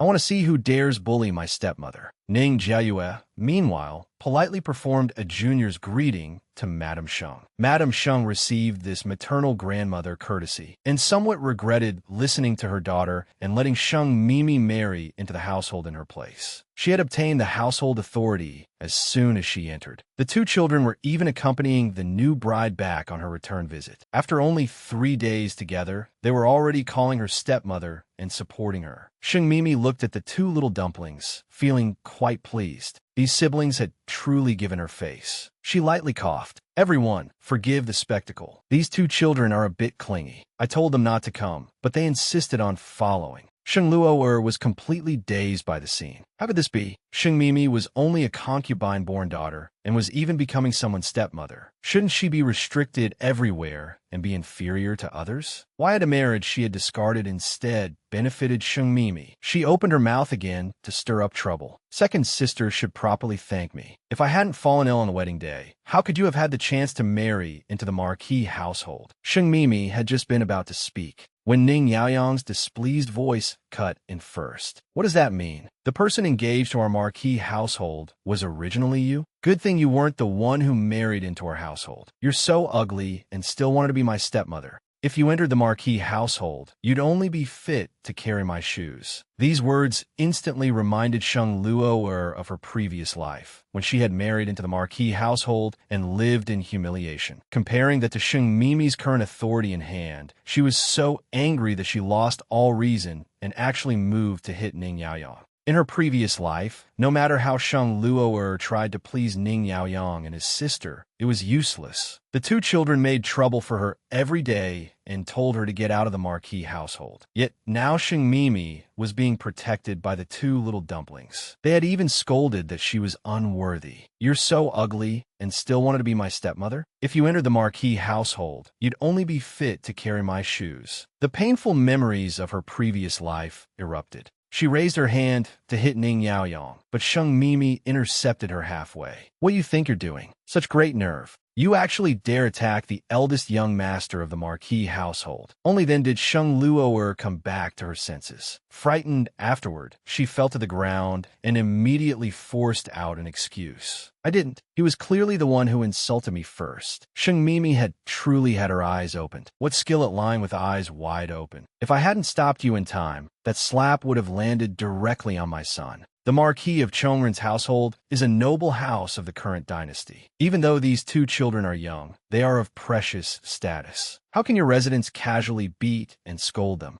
Ning Yaoyang looked at the stepmother protecting them, and the rebelliousness in his heart loosened a little. The vicious stepmother had protected him again. Seeing that her own daughter was in the wrong, Madame Sheng hurriedly thought of a way to escape this situation. Otherwise, if this continued, that wretched girl would truly pin a crime on them. She immediately raised her hand and instructed the old maidservant. "The eldest young lady is muddled from illness. She is speaking nonsense. Hurry and send her back to her room and call a physician to take a look." Sheng Mimi would not let them brush it off so lightly. She spoke and called everyone to stop. Madame Sheng smiled apologetically. "It is a misunderstanding. Second girl, you know Luo was sick before. Look, hasn't her illness still not recovered?" Sheng Mimi did not give her face. "She wanted to strike my son. Everyone saw it with their own eyes. Should Madame Sheng not give me an explanation?" No matter how impatient Madame Sheng was, Sheng Mimi's status was different now, so she was worth smiling along with. "What kind of explanation do you want?" Sheng Mimi replied, "Let my servant return one slap to her. Reciprocity is the rule of the Marquis household." Sheng Luo was so angry that she spoke without restraint. "Sheng Mimi, are you mad? You're only a concubine-born daughter who married in someone else's place. What right do you have to order me around?" As soon as she finished speaking, Sheng Mimi slapped her hard. "Forget it. No need to trouble a servant. I'll do it myself. This slap is on behalf of my son. If you dare be disrespectful to the eldest young master of the Marquis household, I can only help you remember the lesson." Sheng Luo held her burning face and still pointed at Sheng Mimi indignantly in threat. "You dare hit me?" The response she received was another crisp slap. The spoiled young lady was struck senseless. "This is to discipline you on Madame Sheng's behalf. Is concubine-born daughter who married in someone else's place something you are qualified to say? This is the punishment for insulting the Marquis household's matriarch. Remember not to do it again in the future, or I will have to teach you another lesson." After saying that, her domineering authority vanished. She looked innocently at Madame Sheng. "Legitimate mother, you won't blame me, will you? I only wanted to help you discipline elder sister. Fortunately, this time she was speaking about me. If she offends someone else in the future, it may not pass so easily." Madame Sheng's heart ached for her daughter, but she could not fall out now, so she had no choice but to smile along and have someone help her daughter back to her room. Now the more she looked at Sheng Mimi, the more she regretted it. Sheng Mimi had seized household authority as soon as she entered the Marquis household, which meant she had won over her parents-in-law. Now she had also grasped the eldest legitimate grandson and eldest legitimate granddaughter of the Marquis household. Did that not mean the entire Marquis of Chongren's household was in Sheng Mimi's hands? She usually looked honest and obedient, but unexpectedly, her methods were so formidable. Back then, she truly should not have agreed to let her marry in place of Luo. Seeing that it was about enough, Sheng Mimi said that all was well with her family now and that she wanted to kowtow before concubine Zhao's memorial tablet so that her mother could be at ease underground. Madame Sheng thought for a moment and agreed. because concubine Zhao's death had been deemed suicide by the Sheng family. They said it was unlucky, and she could not even enter the Sheng family ancestral hall, so she could only be kept in a tiny courtyard. It was truly tragic. After offering incense, Sheng Mimi tried to draw information from Madame Sheng. Legitimate mother, how is Anji now? After I married out, surely no one has neglected him, right? Madame Sheng did not know Sheng Mimi had already seen him and lied readily. Don't worry, Anji is doing very well in the residence. I have people send him meals 3 times a day and am even planning to arrange a serving woman specifically for him. Sheng Mimi did not expose her and followed along. Anji's illness makes him dislike having outsiders in his room. How about this? I'll take Anji to stay at the Marquis household for a few days and look after him myself, so as not to trouble the people of the Sheng residence. Madame Sheng felt guilty and refused to agree. How could that do? You have only just married into the Marquis household a few days ago, yet you want to bring along a burden. If the old Marquis and his wife learn of it, I'm afraid they won't be pleased. Besides, Anji is a young master of our Sheng residence. If he were healthy, that would be one thing, but in his current state, how could he disturb others? Hearing this, Sheng Mimi did not force it. This time, she only wanted to rely on the status and position of the Marquis household to remind Madame Sheng to take better care of Anji. That way, his days in the Sheng residence would not be too difficult. At this moment, someone came to report that her cheap father had returned. The meal had been prepared, and they were invited to the front hall to dine. During the meal, her cheap father kept putting food into Ning Yaoyang's bowl. He was a perfect spokesperson for snobbery. Sheng Mimi had grasped the correct way to use these 2 little quality hostages. If not for the deep waters of the Sheng residence, she would want to bring the 2 of them next time too. Her cheap father then opened his mouth to lecture Sheng Mimi. One must have conscience. Don't think that just because you married into the Marquis household, your wings have hardened. In the future, in the Marquis household, you must treat the 2 children as your own. Don't put on airs. Otherwise, I will discipline you according to family law. He deliberately said this in front of the 2 little dumplings. He thought that no matter what, they had gained a stepmother, and the 2 children would always be wary inside. As long as he established his authority as an elder before the siblings, they would think he was someone good to them. It would be much smoother to seek benefits later. Unexpectedly, as soon as he finished speaking, Ning Yaoyang slapped the table. What do you mean? This young master and my sister are eating this meal with you only for stepmother's sake, and you still want to discipline my stepmother? The Sheng residence's cheap father reprimanded Sheng Mimi in front of the 2 little fellows, originally wanting to use this to curry favor with them. Unexpectedly, he had kicked an iron plate. Though surprised that the eldest young master of the Marquis household would defend Sheng Mimi like this, as a shrewd old man, he quickly changed his attitude. That is not what I meant. I am usually very good to Mimi.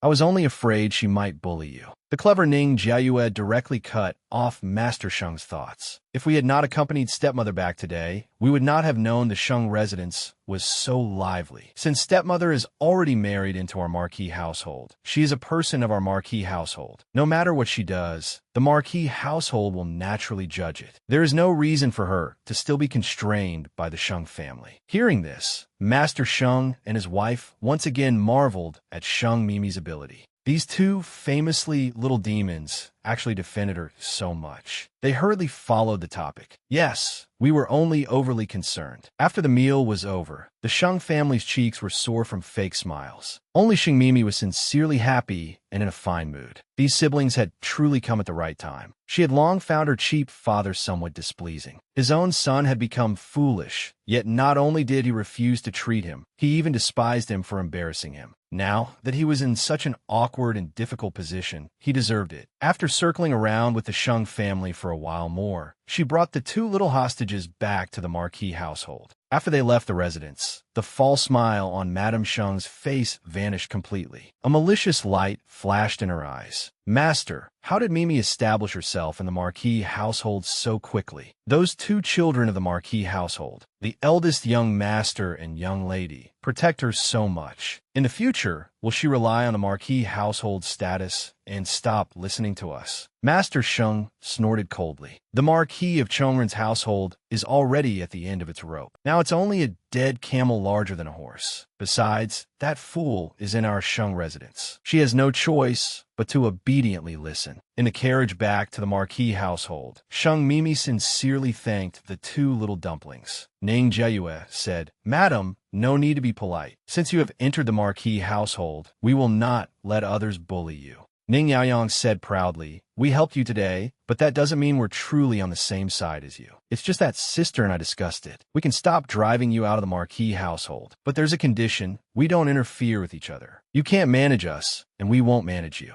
Sheng Mimi righteously refused. "That won't do. I promised your grandfather and grandmother that I would help discipline you. I can't go back on my word." Ning Yaoyang flared up again. "Wicked stepmother, don't go too far. We've already taken a step back, and you still dare be this arrogant." Ning Juyue's gaze also turned cold. Sheng Mimi said with a smile, "Although I am responsible for disciplining you, I won't send people to watch you all day. You have the right to decide what you do. I only have two requirements. First, study properly. Second, don't violate the Ning family rules. Things like squandering the family fortune, gambling, visiting brothels to hear songs, brawling, and so on are already written in the Ning family rules. As for anything else, we'll see later." Ning Yaoyang was unconvinced. "I hate studying most of all." Sheng Mimi guided him unhurriedly. "Then what do you like most?" Ning Yaoyang's whole aura became pleased. "There are plenty of things. Horse riding, archery, hunting, cricket fighting, polo, eating, drinking, and having fun. I'm good at all of it." Sheng Mimi changed tack. "Those are indeed fun. But if those are all you know, people will only say you, Ning Yaoyang, are an ignorant, good-for-nothing wastrel. If you are learned and talented, and you can still do all those things, people will praise you as a refined young lord who is capable of anything." Ning Yaoyang, who was extremely resistant to studying, was utterly fearless. I want to be an ignorant, good-for-nothing wastrel. What can anyone do about it?" Sheng Mimi fell silent. This boy was actually proud of being a wastrel. It seemed she could not force him and could only outsmart him. So she said, "If you are ignorant and incompetent, how will you inherit the Marquis household's great estate in the future? When the Marquis of Chongren's household is handed to you, you won't be able to keep it. Your grandfather and grandmother won't be able to die with peace of mind. Your younger sister is already in poor health. Who will protect her?"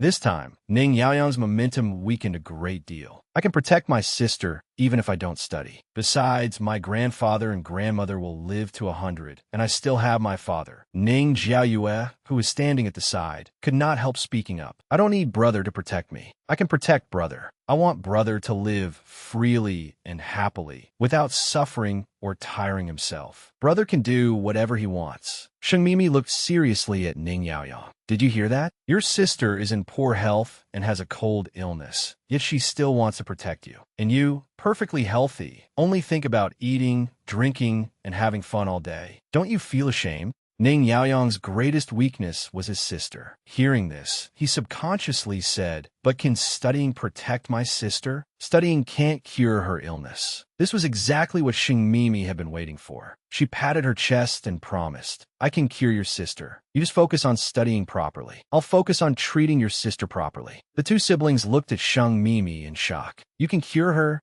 Because of this visit to the Sheng residence, the two little children had changed their view of their stepmother, Sheng Mimi, and were willing to coexist peacefully. Sheng Mimi seized the chance to encourage Ning Yaoyang. "As long as you can pass the child student exam or the scholar exam, Juyue's cold illness will be my responsibility." However, Ning Juyue was not so optimistic about Sheng Mimi's confidence. "If my illness could be cured, with the Marquis household's ability, it would have been cured long ago. You can't cure me." Sheng Mimi clenched her fists to cheer the two little ones on. "I will work hard to research it. Your brother will work hard to improve himself and study. You will work hard to overcome the cold illness. As long as people are alive, they should have goals. Isn't it good for the three of us to work hard together? Besides, your brother loves you so much. Could he really fail to do even such a small thing as studying? If studying hard could cure Sheng Anji's foolish illness, I could even pass the exam as a female top scholar." With this provocation, Ning Yaoyang finally stopped hesitating. "It's only studying. I'm not stupid. Even the wicked stepmother dares boast that she could become a female top scholar. Could I, Ning Yaoyang, be worse than her? Impossible."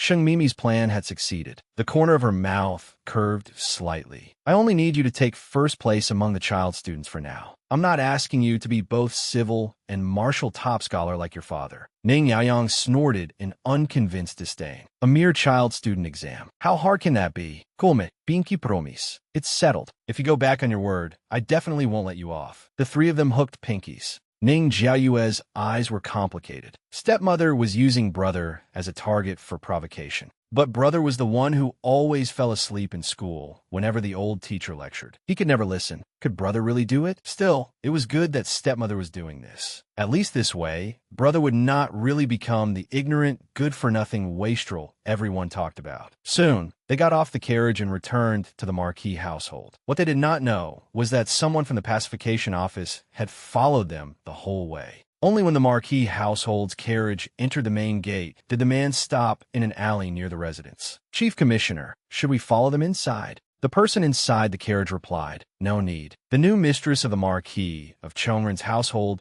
didn't say much about the Sheng residence. It seems she probably doesn't know that Sheng Jiangnan is secretly manipulating the circulation of counterfeit silver in the capital. Her way of teaching children is quite interesting too. The coachman was somewhat bewildered. His commissioner's focus seemed to have shifted. Chief Commissioner, if you're interested, I can have a spy infiltrate the Marquis household to watch this woman and see how she teaches the children. Then he heard an emotionless voice reply, that works. Isn't their household recruiting a tutor? Perhaps they may also recruit a martial instructor. Send someone to investigate the cause of concubine Zhao's death in the Sheng residence 4 years ago. This Marquis household mistress also came from the Sheng family. She will be of great use later. Monitor her for now. The coachman was puzzled. Does it need to be so complicated? Couldn't we directly arrange for someone to enter the Marquis household as a servant? He had 10,000 questions in his heart, but he did not dare ask. In the end, he agreed. Meanwhile, in the Marquis household, Sheng Mimi was eating, drinking, chatting, and laughing with the two little children when a servant came to report. Madam, a poor scholar requests an audience. He says he wants to come to our household to be a tutor. Hearing this, Sheng Mimi perked up. She had thought she would have to invite him several times. She had not expected Ji Changsheng to come so quickly. She hurriedly asked where he was. After learning he was in the front hall, she smiled at the two little children. You two come with me. Let's meet your new tutor.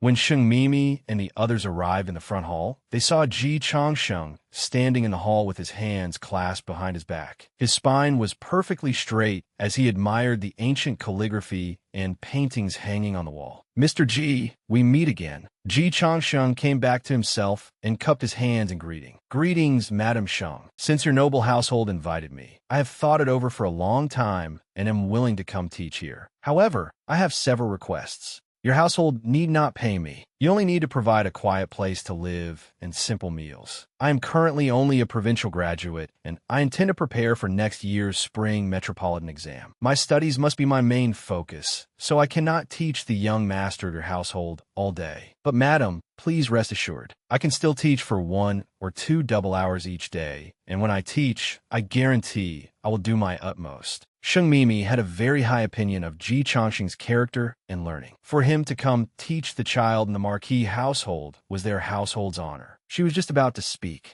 but Ning Yaoyang cut in first. No, I don't want this person as my tutor. Before, weren't you unwilling to come to the Marquis household to teach me? Why did you suddenly agree now? You're a poor scholar. You come in and say you don't need payment, but you want to live in the Marquis household. Who knows whether you have some other purpose? What if you're taking advantage of my father not being here and trying to cling to my stepmother? Sheng Mimi was speechless. Ji Changsheng immediately wanted to retreat. When one wishes to accuse someone, one can always find a pretext. Since that is the case, I shall not disturb you further. Madam Sheng, please find someone else. Sheng Mimi grew anxious when she heard this. She grabbed Ning Yaoyang and gave him a scolding. You brat, this tutor was not easy for me to find for you. Hurry and apologize to him. Ning Jie, who had been quietly observing from his side, suddenly asked, this provincial graduate, may I ask where you are from, and what your ranking was in the provincial exam? Ji Changsheng cupped his hands and said modestly, I am from Yangzhou. I was the top graduate of the Jiangxia provincial exam the year before last. Ning Jiuyue was shocked. How is that possible? As the distinguished top provincial graduate, how could you have fallen to such circumstances? Ji Changsheng replied frankly, this humble student does not care for luxury. When I became top provincial graduate, there was indeed silver awarded. But I lost both parents when I was young and grew up eating from 100 families' tables. I repaid all the silver the authorities awarded me to the villagers who raised me. The court also provides a monthly stipend, and I give that to the villagers as well. Sheng Mimi suddenly understood. So that was how it was. She had only found out that Ji Changsheng was a top provincial graduate and provincial degree holder. She had not expected his background to be so full of twists and hardships. In such a difficult environment, most people would be fortunate just to survive, yet he had managed to place first in the provincial exam. Hearing this, Ning Jiuyue spoke up to persuade Ning Yaoyang. Brother, I think this tutor should be a person of upright character. Sheng Mimi also gently nudged Ning Yaoyang.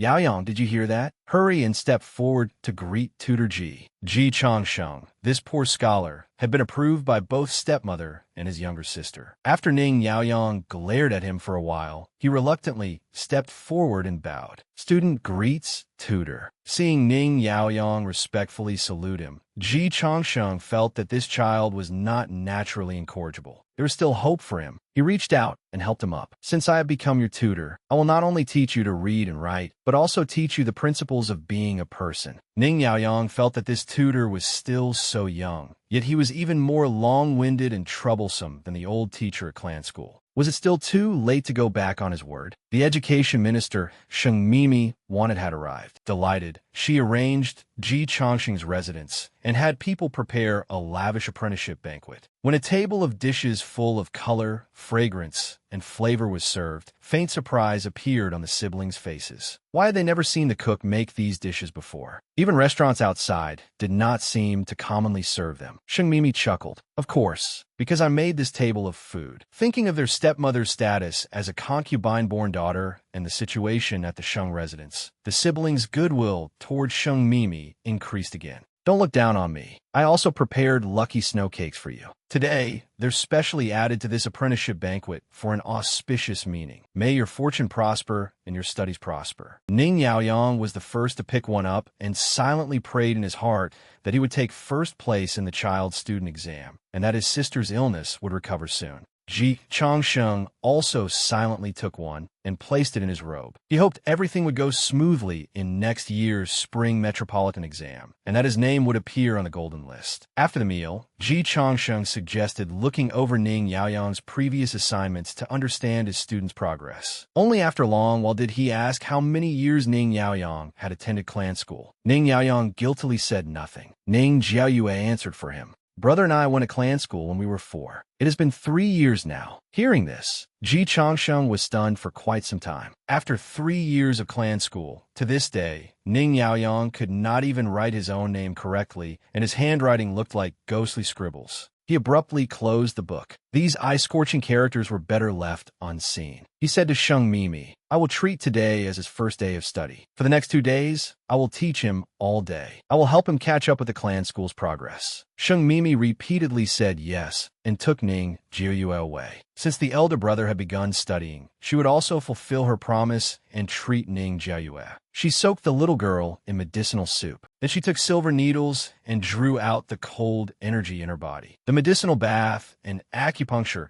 could not yet cure the little one completely, but they could keep the cold illness in the child's body from worsening and control the frequency of attacks. She had never treated such a troublesome illness before. She still had to consult medical books and search for more suitable prescriptions, striving to cure the little one completely. Only then could she administer medicine without her hands trembling. Inwardly, however, she was already sobbing. This time, she had bought the medicinal ingredients at her own expense. The 1,000 taels she had just won had not even warmed in her hands, and she had also used up the dowry she had hidden at the bottom of her chest. What loss! Next time, she would use the household accounts. This tutor explained things in simple, easy-to-understand language, and Ning Yaoyang became increasingly less resistant. He studied hard. Even after dark, he was still practicing writing. Later, Ning Yaoyang's wet nurse brought in a bowl of chicken noodle soup. "Young master, are you hungry? Stop studying. Eat and rest early." Ning Yaoyang's mind was working hard from reading, so he began devouring the food. The wet nurse began sowing discord from the side. "Our marquis household can still prosper for generations. Eldest young master, you are the eldest legitimate grandson of the marquis household. Why must you work so hard and compete with poor scholars in studying? They study for wealth and a future. You were born with everything. Madam really is something. Because you are not her own child, she does not feel distressed for you." Ning Yaoyang replied, "I'm not studying for wealth or a future. Tutor said studying is to understand matters and principles. Stepmother said studying is so I won't become a wastrel in the future. I'm studying for my sister." Hearing this, the wet nurse pretended to wipe her tears and continued sowing discord. "Madam soaked Miss Yue in a medicinal bath tonight and gave her acupuncture. Miss was in so much pain. I watch you both grow up. My heart aches terribly. Madam is not a famous doctor. She did not even report to the household physician before using the eldest young miss as a test subject. If something happens, the old marquis and old madam are not here. What can we do then?" Ning Yaoyang said loudly, "That's not true. Stepmother knows medicine. We saw her treat someone. She won't treat recklessly." Seeing this, the wet nurse continued to bewitch him. "Madam says she can treat illness, so she can." This old servant sent someone to ask around. No one in the Sheng residence knew Madam could treat illness. Besides, Madam's own younger brother is a fool. To this day, Madam has not cured him. Can she cure our eldest young miss? And after you returned with her to her maiden home, you came back completely changed. Did she use some evil method to brainwash you? You have never liked studying, yet now you read until so late. Eldest young miss allows her to treat her and does not let us servants come close." Ning Yang suddenly smashed the bowl of noodles onto the floor. "I'm not eating. I've lost my appetite. What evil method did she use to brainwash us? She isn't a witch, and I'm not a fool who would be tricked by her." The wet nurse had not expected the eldest young master to get so angry and hurriedly knelt on the ground in fright. Eldest young master is right. This old servant was mistaken. In her heart, she secretly hated it. "I am your wet nurse. That person has only married in for a few days. Just because she has the title of stepmother, she stole away your affection. On what grounds?" Ning Yaoyang irritably told her to leave. "Don't say such things again." But Ning Yaoyang's heart had still been swayed. Nanny did have some logic. When stepmother had just married in, he and Jiyu had both agreed that they would never acknowledge this stepmother. Although she was somewhat different from others, it had only been a few days. Could she be pretending? Just as the stubborn young master had changed his view of his stepmother and begun studying diligently to save his sister, he encountered the wet nurse's sowing of discord, which led to insomnia. The next day, when the sun was high, Ning Yaoyang still had not gotten up. Sheng Mimi charged over and yanked Ning Yaoyang up from the bed by the ear. "Brat, Tutor Ji has been waiting for you all morning, and you're still lazing in bed. Other students get up before dawn to study. Where did that energy from last night go?" Ning Yaoyang weakly protested. "You wicked stepmother, don't pull my ear. Let go. I'll go wash up and attend class right now." Sheng Mimi saw Ning Yaoyang's two panda eyes and was nearly amused to death. "What did you do last night? Don't tell me you secretly did something bad behind my back." Although he had studied until 10 at night yesterday, that was still enough to sleep for 4 double hours. He should not look like a ghost. When something was abnormal, there had to be a demon behind it. So she went out and asked the servants, "After your eldest young master returned, what did he do?" The maids tactfully replied, "After eldest young master went upstairs to see eldest young miss, he came downstairs to rest. But last night, Nanny Kong seemed to make a bowl of noodles for eldest young master and brought it in. Then eldest young master lost his temper and smashed the noodles." Sheng Mimi pressed further, asking why Ning Yaoyang had lost his temper. The maid said they knew nothing. Nanny Kong was serving alone in the room. "Eldest young master did not let us enter. We do not know what happened inside." Sheng Mimi could tell at a glance that they were not telling the truth. She pressed the aura of a matriarch down on the two maids. You couldn't hear a single thing? If you don't speak, don't blame me for sending you to the woodshed to reflect. The two maids were so frightened that they did not dare hide anything. Nanny Kong incited young master, saying he did not need to study hard like others, and she also spoke ill of you in front of young master. Soon, Nanny Kong was summoned to the front hall to meet Sheng Mimi. Seeing the person arrive, Sheng Mimi smiled faintly. Nanny Kong, you have been in our marquee household for several years. Serving our Yaoyang has truly been hard on you. I hear Nanny Kong has quite a few children at home. With so many people in the family, they cannot do without you. How about this? Our marquee household will give you an extra year's wages. Go home and live out your days. Nanny Kong was shocked. Madam, what do you mean by that? Sheng Mimi withdrew her smile and said expressionlessly, exactly what it sounds like. If you do not want to serve beside eldest young master anymore, then return home. Nanny Kong panicked and declared, I'm not leaving. I am eldest young master's wet nurse. I must serve eldest young master for the rest of my life. Sheng Mimi sternly questioned her. You want to serve beside Yaoyang? Then why did you say words to sow discord? He was finally starting to have ambition and improve himself. Do you want to raise the eldest legitimate grandson of a marquee household into a crippled wastrel? Or did someone behind the scenes instruct you to do this? Hearing this, Nanny Kong knew that someone had overheard what she said to Ning Yaoyang last night. She opened her mouth to argue. This servant only felt sorry that eldest young master had studied so late last night. So I said a few words of sympathy. Madam, do not put such a crime on my head. When the old marquis and old madam managed the household, they never treated servants so harshly. The marquis household was full of laughter everywhere. Ever since you came, are we servants not even allowed to say a few words of concern for our master?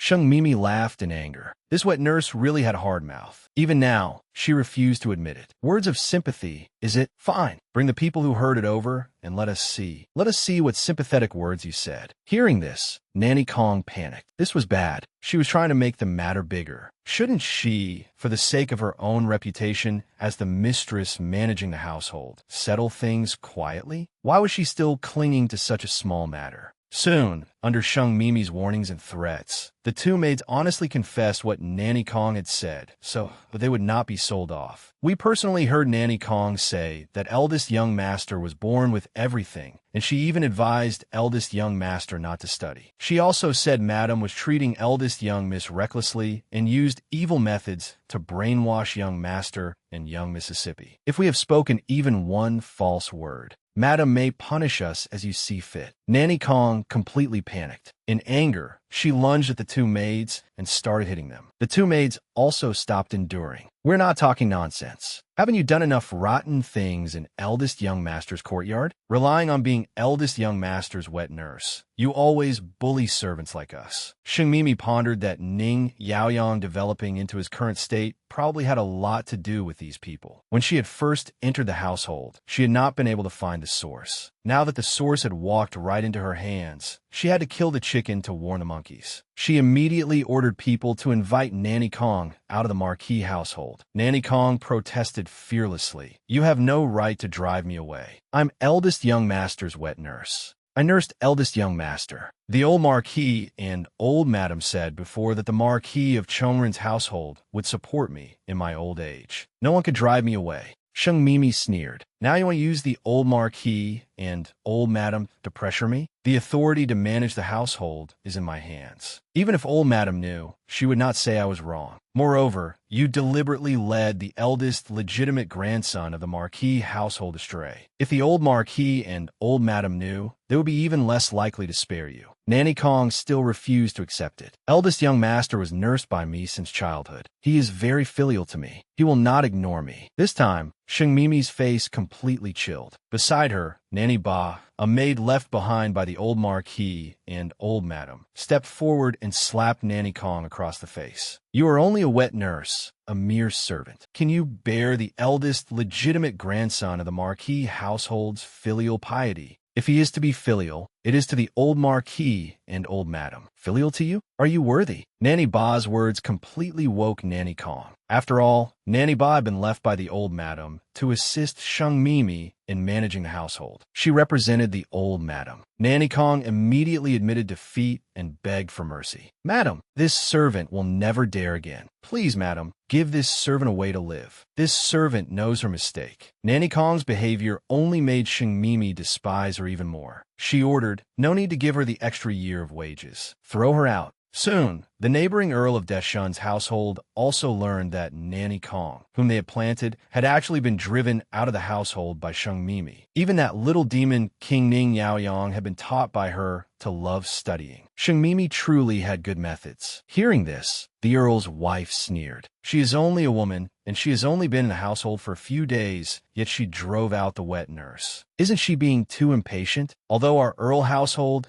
and the Marquis household share the same clan origin, we split the family years ago. I cannot interfere in their household affairs. Ning Yaoyong does not know about this yet, right? Go give Nanny Kong a hint and help her. Of the Marquis household's descendants, only Ning Yaoyong is male. If Ning Yaoyong cannot manage the Marquis household well in the future, our main branch can adopt a male heir over to help him. Now Ning Yaoyong has actually begun studying diligently. That will not do. That afternoon, Nanny Kong started throwing a tantrum and shouting at the gate of the Marquis household. None of you can drive me away. In her heart, she was certain that Sheng Mimi would not even let her see eldest young master because she was afraid he would protect her. As long as she saw eldest young master, everything would be fine. Her loud shouting finally drew Ning Yaoyong out from inside. Who is it? You're making so much noise I can't even study. Nanny Kong immediately pretended to be pitiful and knelt before him. Eldest young master, hurry and save this servant. Madam wants to drive me out of the Marquis household. I am your wet nurse.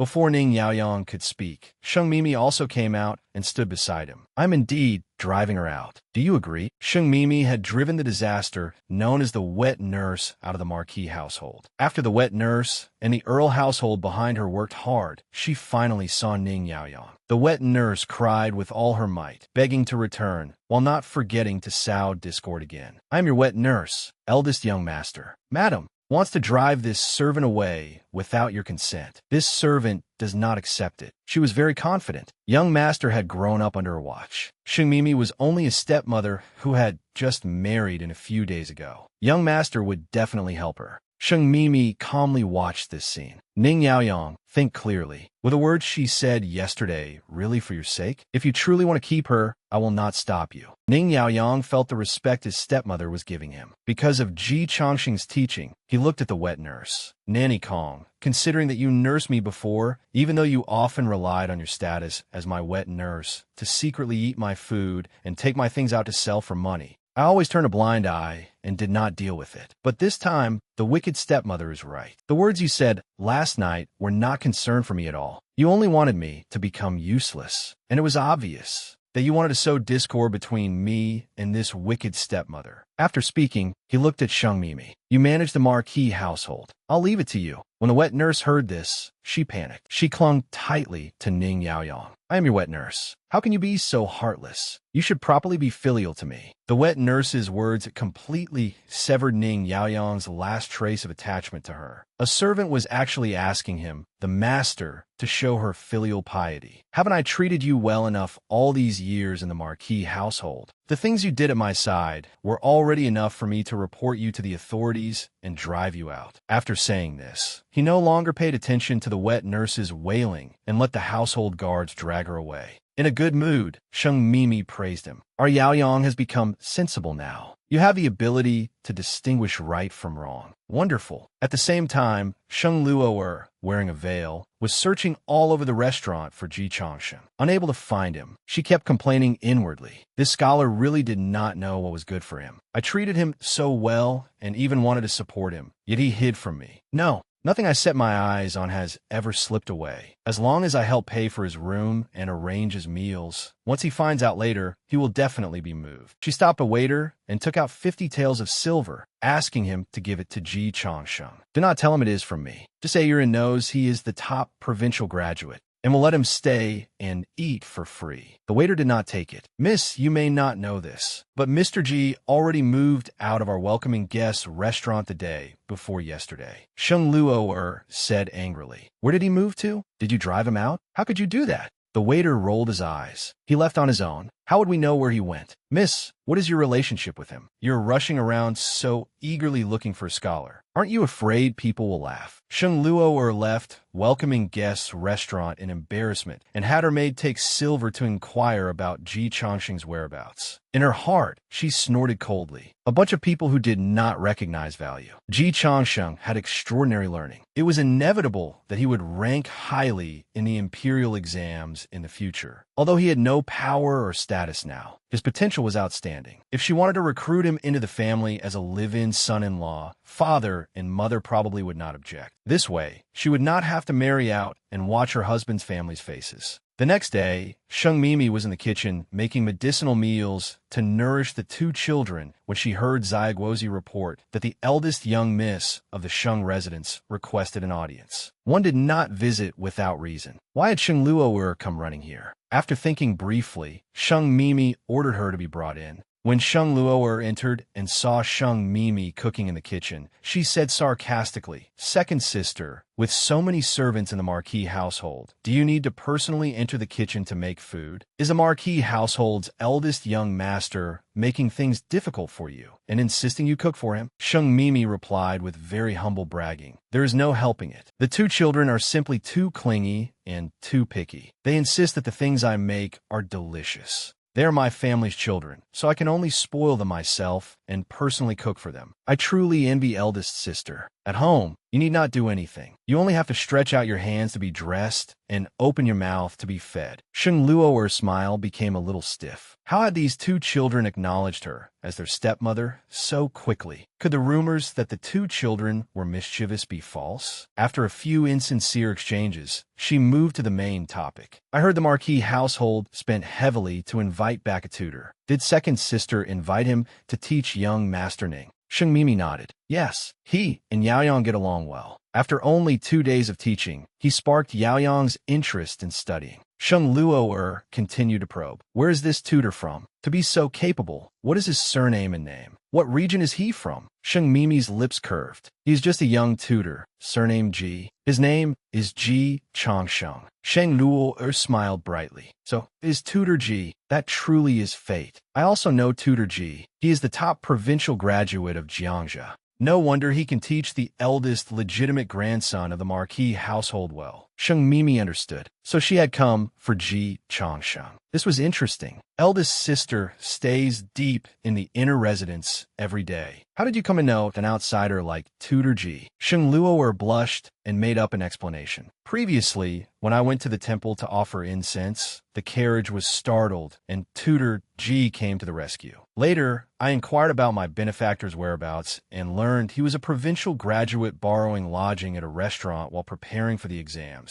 So I went to thank him once. Since tutor Ji is in the Marquis household, could you let me see him?" Seeing Sheng Luo's impatient look and the manner of a young girl with budding feelings, Sheng Mimi realized that the noble young lady the waiter had mentioned, the one who wanted to support Ji Changsheng, was Sheng Luo. She remembered that Ji Changsheng had not accepted Sheng Luo's help. He would rather sleep in the restaurant's woodshed. He probably had no such intention. Now, there was a show to watch. So she very generously took Sheng Luo to the study terrace in the rear courtyard to find Ji Changsheng. "Tutor Ji, an old acquaintance wants to see you. Can you come out for a moment?" Ji Changsheng opened the door. Sheng Luo impatiently pushed Sheng Mimi aside. Then she raised a smile and looked at Ji Changsheng. "Mr. Ji, it's me. I didn't expect you to come to my second sister's place to teach." When Ji Changsheng saw the person before him, he looked as if he had seen the plague. He immediately closed the door. "Miss, I do not know you. Please return." Sheng Mimi burst out laughing. "Eldest sister, your savior does not seem to want to see you." Sheng Luo had no time to bother with Sheng Mimi. Her entire heart was fixed on Ji Changsheng as she kept knocking on the door. "Mr. Ji, We met before. Have you forgotten? I sincerely want to support you. Right now, you should focus your time on preparing for the exam. You should not be here teaching an ignorant, stubborn child to study. Everyone outside says the eldest legitimate grandson of the Marquis household hates reading and writing most and cannot even write his own name. He will never study properly.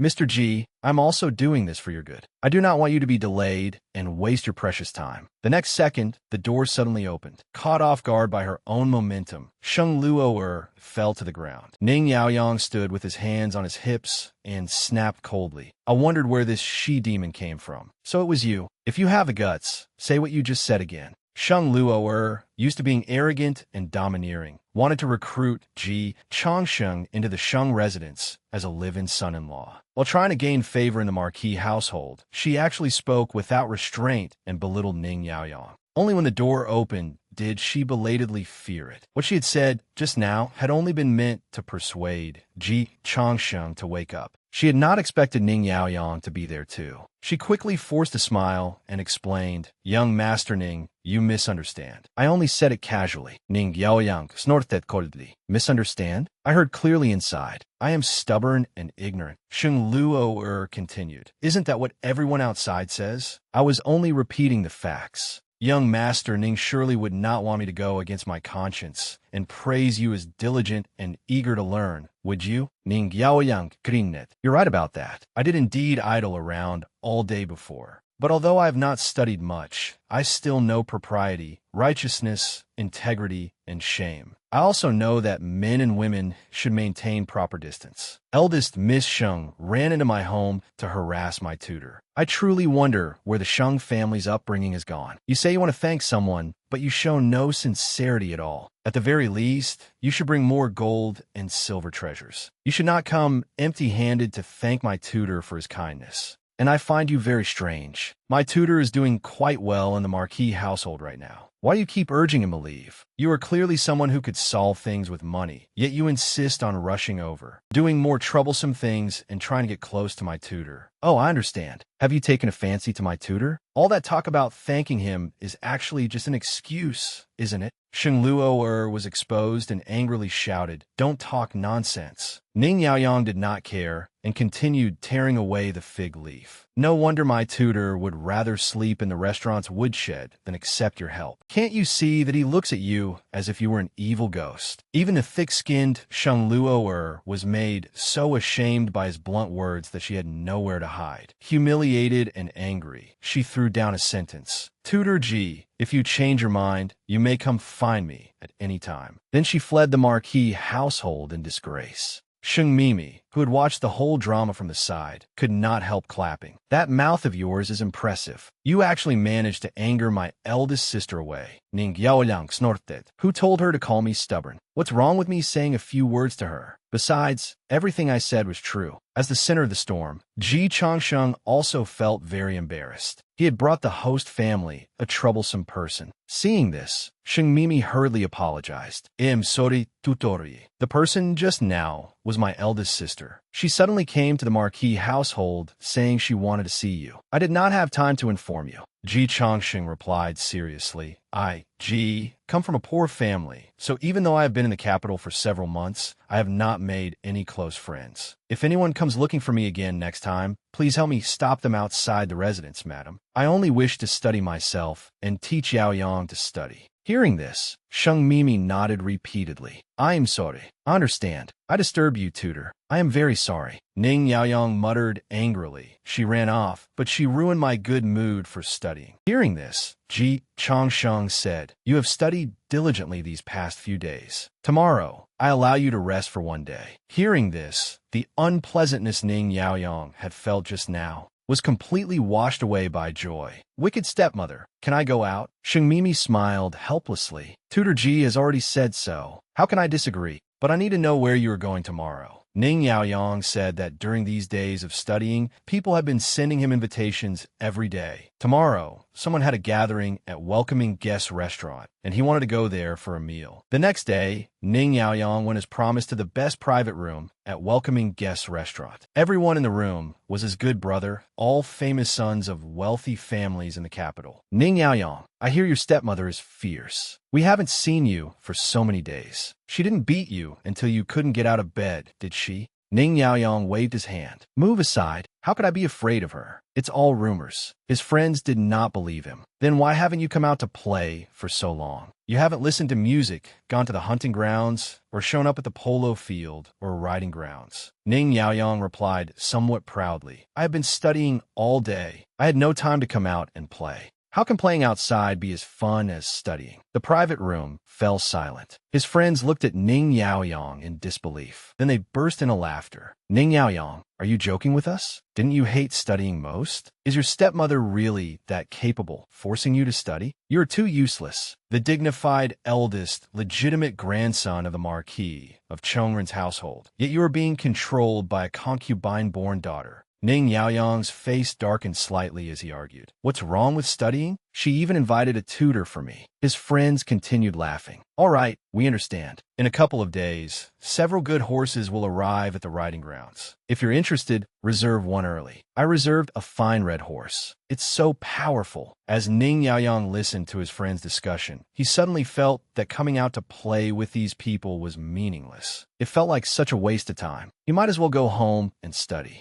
His friends invited him again to go to the riding grounds tomorrow, but Ning Yaoyang refused on the grounds that he needed to study. His friends began complaining on his behalf. Are you afraid your stepmother won't let you go out? If you're afraid of her, we brothers can help you vent your anger. One day when she goes out, we'll throw a few big firecrackers into her carriage and blow up her face. Ning Yaoyang quickly stated his position. She is my stepmother. Show some respect. His friends did not take it seriously. Come on. With her status as a concubine-born daughter, how is she worthy of being your stepmother? She beat you on the first day she entered the household. She's not a good person. If you need us, brothers, just say the word. As long as you cover the cost of our private room at Welcoming Guests restaurant for a year, we will definitely help you vent this anger. Ning Yaoyang slapped the table and stood up in pain. All of you shut up. Do my family affairs need your nonsense? Ning Yaoyang, why are you going crazy? We're only concerned about you. Ning Yaoyang directly interrupted. What concern? You merely want to see me become a joke. You speak so rudely. You should also invite a tutor. You should properly study etiquette and rules. Feeling that this conversation was too meaningless, he turned and walked out. Now someone became anxious. Previously, whenever they ate and drank, Ning Yaoyang, this sucker, always paid the bill. They had finally seen him today, so they could not let him leave. They quickly went to pull Ning Yaoyang back. Weren't we just joking? We won't say it again. But if you want to leave, you can settle the bill first. Unexpectedly, Ning Yaoyang shook off his hand. Weren't you the ones who sent an invitation asking me to come? Why should I pay? Most importantly, his silver had been taken away by his stepmother. He could not really go upstairs and steal from his sister. But the friends who had always treated him as a sucker were unwilling. How could you have no money? Don't you have so much silver you can't spend it all? What's wrong with paying the bill? Didn't you always pay before? You can't be this stingy, can you? After meeting his friends at the restaurant, Ning Yaoyang finally saw clearly that these people did not treat him as a friend at all. They only wanted to spend his money and enjoy eating, drinking, and having fun. And he had treated them so well before. The wicked stepmother was right. Previously, he had really been like a sucker. So he directly fell out with them. You have eaten and drunk at my expense so many times. Shouldn't it be your turn to pay? How can I always be the one taking out money? Today, I will not pay a single coin.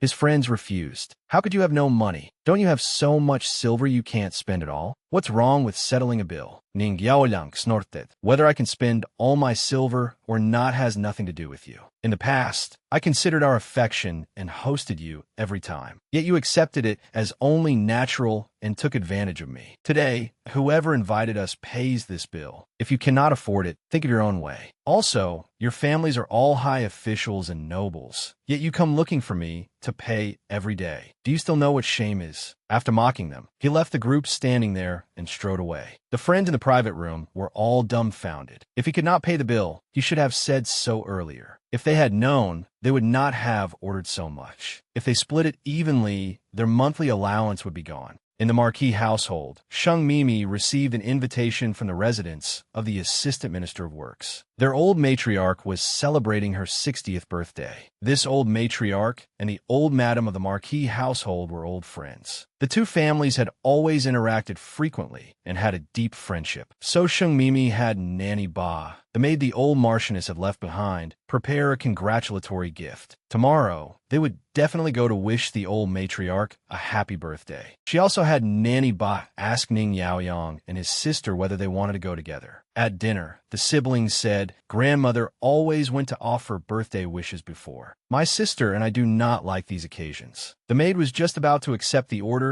and report back to Sheng Mimi when Ning Jiayue stopped her. Then she whispered a reminder by Ning Yaoyang's ear. "Brother, Madam is only a concubine-born daughter. In the past, I do not know whether she had experience dealing with other noble ladies. Let us go together tomorrow. We should help her a little. If they bully only her, that is one thing, but it would not be good for the reputation of our Marquis household." Naturally, Ning Yaoyang wanted to listen to his sister. "Then we will accompany her. I want to see who dares bully our Marquis household tomorrow." The next day, Sheng Mimi brought the beautifully dressed siblings to the Zhou residence for the banquet. Many people did not know Sheng Mimi, but seeing the Ning Yaoyang siblings beside her, they could guess who she was. After exchanging a few polite words with the Zhou residence's people, Sheng Mimi asked the siblings whether they wanted to go play. She would stay here and chat with the ladies. It was too boring for children to follow along. The siblings looked at each other. They were somewhat tempted, but still shook their heads. "We won't go. We'll follow you." After all, these two proud little ones were there to support their stepmother. Sheng Mimi knew they were afraid. She could not handle things. Somewhat comforted, she stroked the two little ones' heads. "I really can handle it. Go play. I see many children over there." The intimacy of this head pat was something the two little ones quite enjoyed. Hearing this, they finally said, "All right, my sister and I will go look around. If anything happens, you must call us." Sheng Mimi smiled as she watched the two leave. As expected of children, their mouths said they did not want to go, but in their hearts, they did. But she truly had not expected these two children to take the initiative to care about her. Suddenly, a sharp voice interrupted her thoughts. "So this is the new madam of the Marquis of Chongren's household. With a change of clothes, I nearly did not recognize you. On Madam's wedding day, you grabbed the eldest legitimate grandson of your Marquis household and gave him a beating. It truly left a deep impression." Sheng Mimi's expression did not change. "My son is naughty. On my wedding day, he made Madame Huang laugh." Madame Huang ignored the host family's hint and continued teasing. "It did indeed make us laugh for quite a while. We all know about the marriage between your Sheng family and the Marquis household. It was supposed to be your eldest sister's. Who would have expected the bride to be changed at the last moment? The bride of the Marquis of Chongren's household changed from a legitimate daughter to a concubine-born daughter. The old Marquis and old Madam must not have felt good about it. But for Madam, it is different. After all, you directly climbed up to the Marquis household and turned your life around." Sheng Mimi sneered inwardly. "You think that because I'm a concubine-born daughter, you can embarrass me in front of everyone and I would not dare do anything? You are still far from capable enough." She smiled and counterattacked. "Whether my father-in-law and mother-in-law feel good about it, I do not know. But I do know that Madame Huang must be feeling rather unwell right now. I heard that you once also wanted your daughter to marry into the Marquis household, yet she was unwilling to lower herself to the status of a stepmother. Could it be that now she has seen a concubine-born daughter like me marry in, she regrets it? Unfortunately, I'm already the mistress of the Marquis household. Madame Huang, what a sharp tongue you have. You dare publicly mock the Marquis of Chongren's household for waiting anxiously for imperial peace? My husband has spent years at the border, tirelessly serving the country. How can the wife of a mere deputy military commander be allowed to mock me?" Madame Huang's face stiffened. Who could bear such a grave accusation being placed on them? Everyone present immediately understood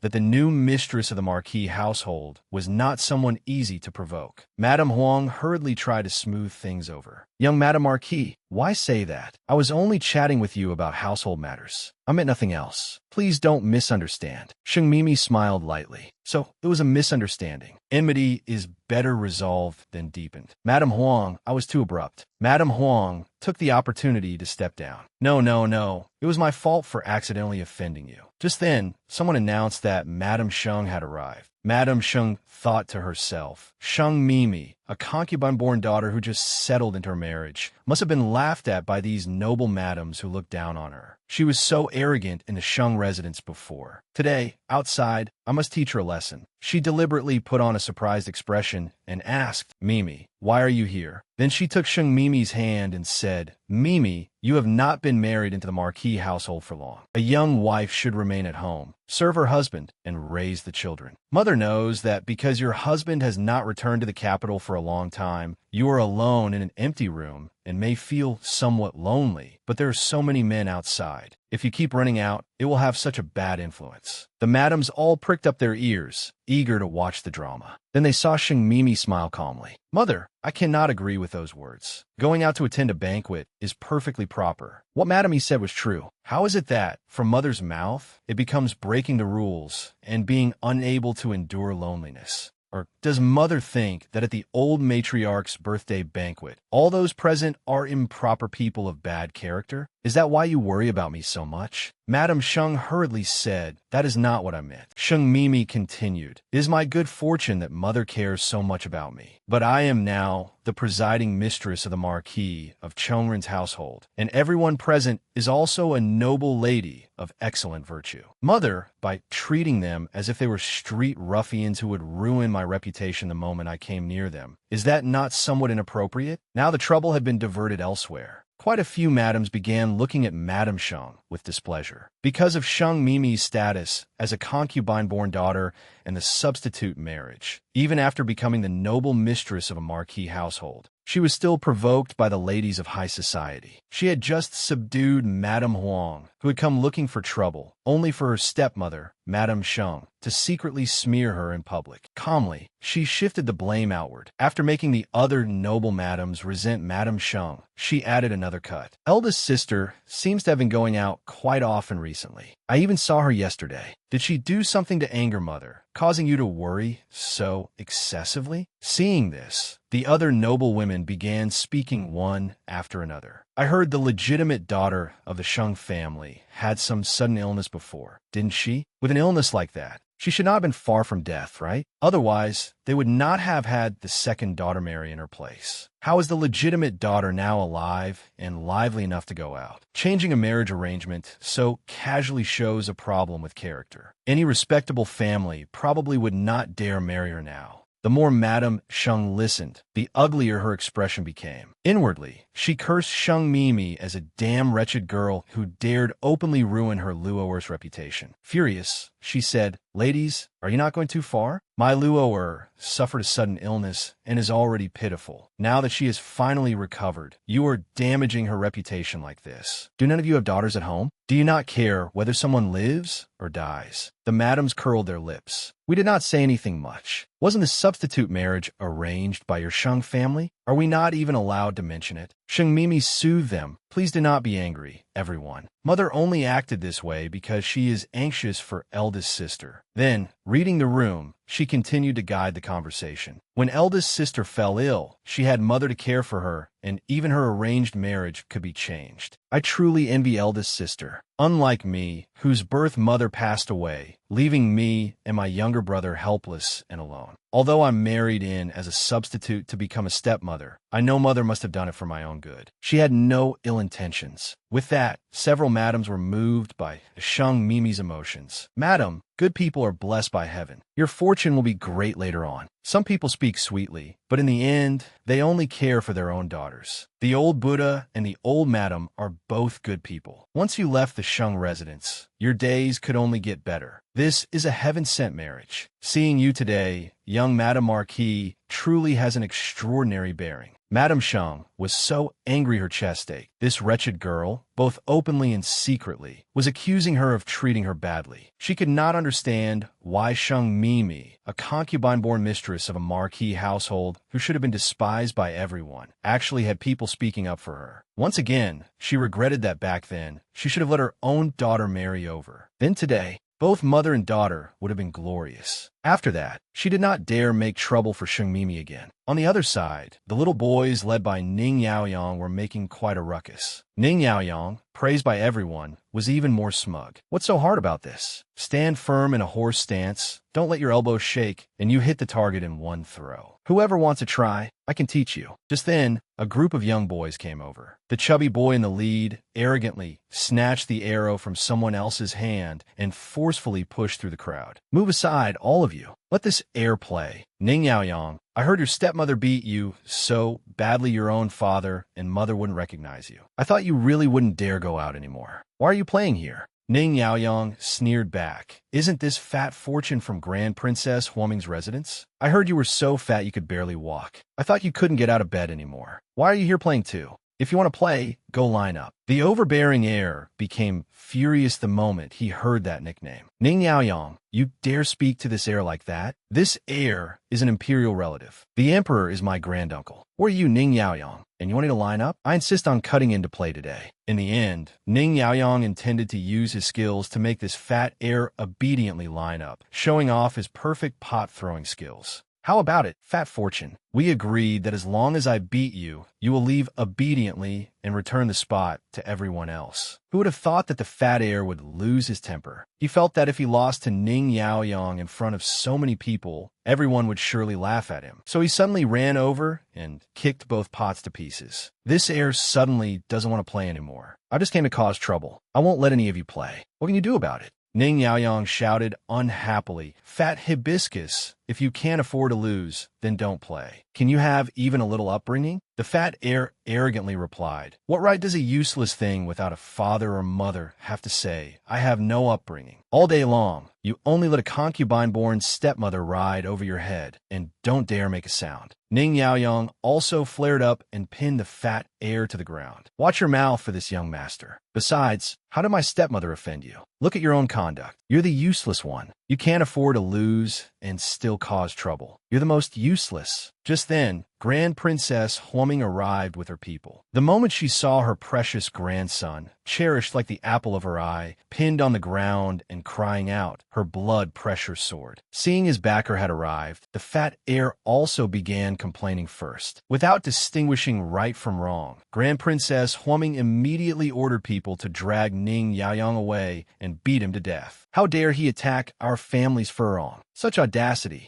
When Ning Jiyue saw the Grand Princess appear, she knew something terrible was about to happen and quickly ordered a servant boy to fetch her stepmother as reinforcements. Now, she used her frail body to protect her brother and explained his identity to the Grand Princess. My brother is the legitimate eldest grandson of the Marquis of Chongren's household. Unexpectedly, Grand Princess Huoming snorted coldly. I wonder who it was. So it is the famous little wastrel of the capital, a little bastard without a father or mother. Since no one in your Marquis household has taught him, I will teach him on your family's behalf. Beat him. Give him 30 strokes first. The old maids came forward and separated the siblings. Ning Yaoyang completely exploded. Let go of my sister. This young master did nothing wrong. You old hag, what right do you have to beat me? The Grand Princess, in her 50s, could least tolerate being called old. The moment she heard Ning Yaoyang call her an old hag, she disregarded her status and personally stepped forward. You wild brat, it seems I must personally teach you how to speak. Ning Yaoyang had already resigned himself and closed his eyes. But what he felt was not the expected pain, but an unfamiliar yet warm embrace.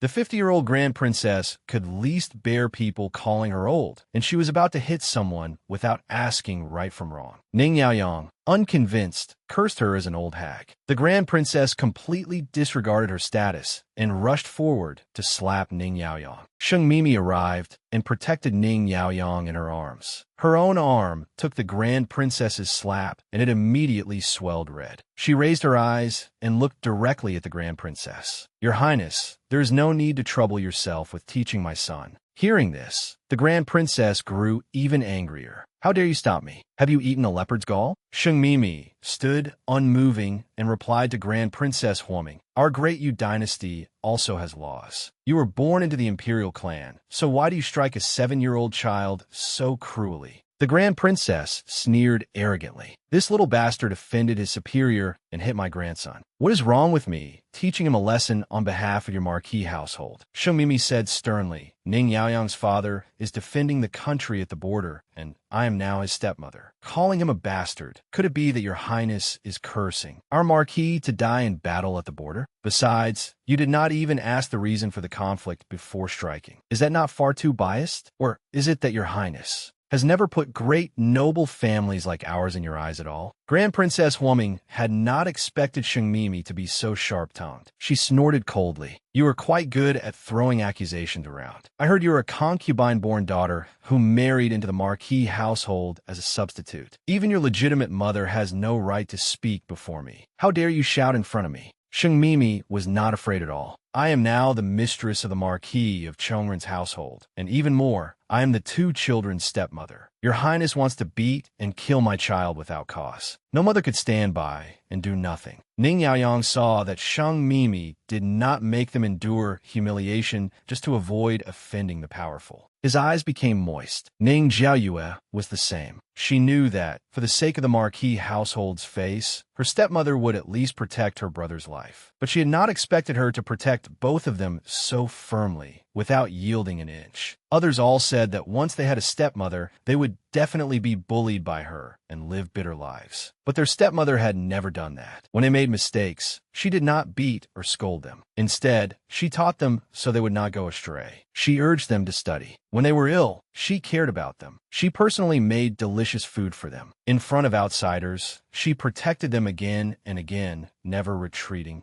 The siblings exchanged a glance. Wasn't such a stepmother just like a real mother? Sheng Mimi crouched down and looked at Ning Yaoyang. She asked softly, Yaoyang, what happened just now? Can you tell everyone? Ning Yaoyang looked at Sheng Mimi in a daze. Thinking of how stubborn and naughty he had been before, always going against his stepmother, would she be disappointed? Would she listen to his explanation? Would she think he had caused trouble first? Even so, he bravely told the truth without adding any embellishment. It was Fat Furong who cut in line and broke the rules. I stopped him, but he would not listen. He was the one who suggested a contest. When he saw he was about to lose, he started cheating and cursing. The children who had been present also began testifying. That's right, Fat Furong started it first. He lost the bet, cheated, and even hit Ning Yaoyang. Fat Furong also pushed Zhou Qin down. He also cursed Ning Yaoyang. Seeing everyone speak for Ning Yaoyang, Fat Furong cried loudly, Grandmother, my whole body hurts. It was all Ning Yaoyang who beat me. The person in charge from the Zhou family had also arrived by now. Your Highness, Grand Princess, it was our Zhou residents that failed in hospitality. We should not have set up only 2 spots for pot throwing, causing 2 children to come into conflict. Today is our old matriarch's birthday. I hope your Highness will give our old matriarch some face and let this matter be reduced from a major issue to a minor one, and then to nothing. Though the Grand Princess did not put Sheng Mimi, a concubine-born daughter, in her eyes, more and more people had gathered now. If the matter truly escalated, she might not gain the advantage. Moreover, if the legitimate eldest grandson of the Marquis of Chongren's household really were beaten to death, she would have no way to explain it to her imperial brother. So she said, fine, on account of your old matriarch's birthday today, I will spare him this once. But this boy must apologize and admit his fault to our Furong. And this Madam Sheng must apologize to me as well. Ning Yaoyang pursed his lips. He thought, forget it, this woman is a grand princess. If he did not apologize, it would definitely cause trouble for his stepmother. Just as he was about to compromise and apologize, Sheng Mimi pressed him back and spoke forcefully. This incident was caused first by the young heir. If anyone is to apologize, the young heir should apologize first. Also, your Highness insulted our Yaoyang just now. I hope you will apologize to our child. Our Yaoyang is only 7 this year. If he suffers such a great injustice, it will be harmful to his growth and reputation. Otherwise, even if the Marquis household must enter the palace to lodge an imperial complaint, we will clear the child's name. Everyone had already been stunned by the new mistress of the Marquis of Chongren's household. In Ning Yaoyang and Ning Jiayue's hearts, an inexplicable feeling of relief rose. Their stepmother was truly so brave and understood them so well. well. They liked their stepmother so much. It was the first time the Grand Princess had met someone who gave her so little face. She laughed in anger. Good, very good, Madam Sheng. You dare start ordering me around. Just you wait. I will enter the palace right now and reason with my imperial brother. Let us see whether I am the one without upbringing.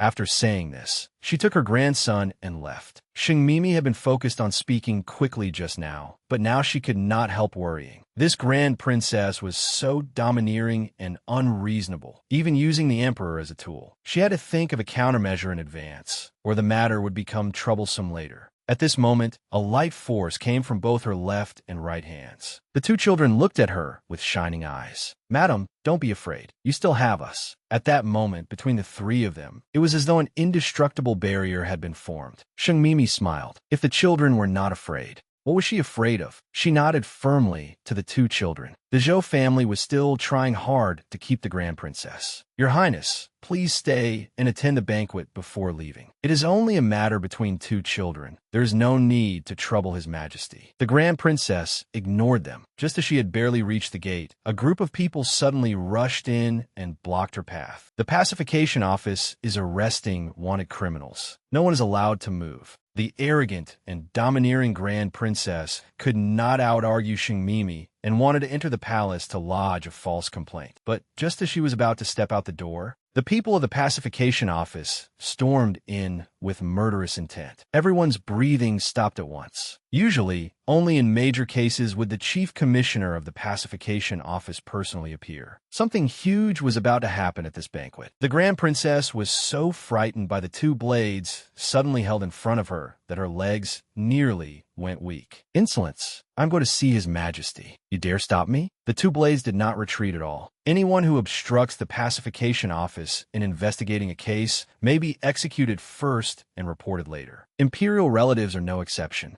The host family of the banquet was secretly relieved. Delaying the Grand Princess from filing an imperial complaint was also a good thing. They hurried forward. Chief Commissioner, please speak calmly. For the investigation, our Zhou residents will fully cooperate. Someone, help Her Highness the Grand Princess to the side to rest. Only then did the Chief Commissioner of the Pacification Office withdraw his blade. We received a report that a group involved in smuggling armored fields and forced labor cases has infiltrated the guests of your Zhou residence. We are here to investigate. The Zhou family trembled slightly. Chief Commissioner, could there be some mistake? Those invited to our residence today are all close friends and people of reputation. How could they possibly be connected to smugglers and villains? The Chief Commissioner waved his hand coldly and ordered, whether there is a connection, I will determine myself. Several of you, follow me to the western courtyard. The rest search the eastern courtyard and front hall. Anyone suspicious or who resists is to be taken down on the spot. Sheng Mimi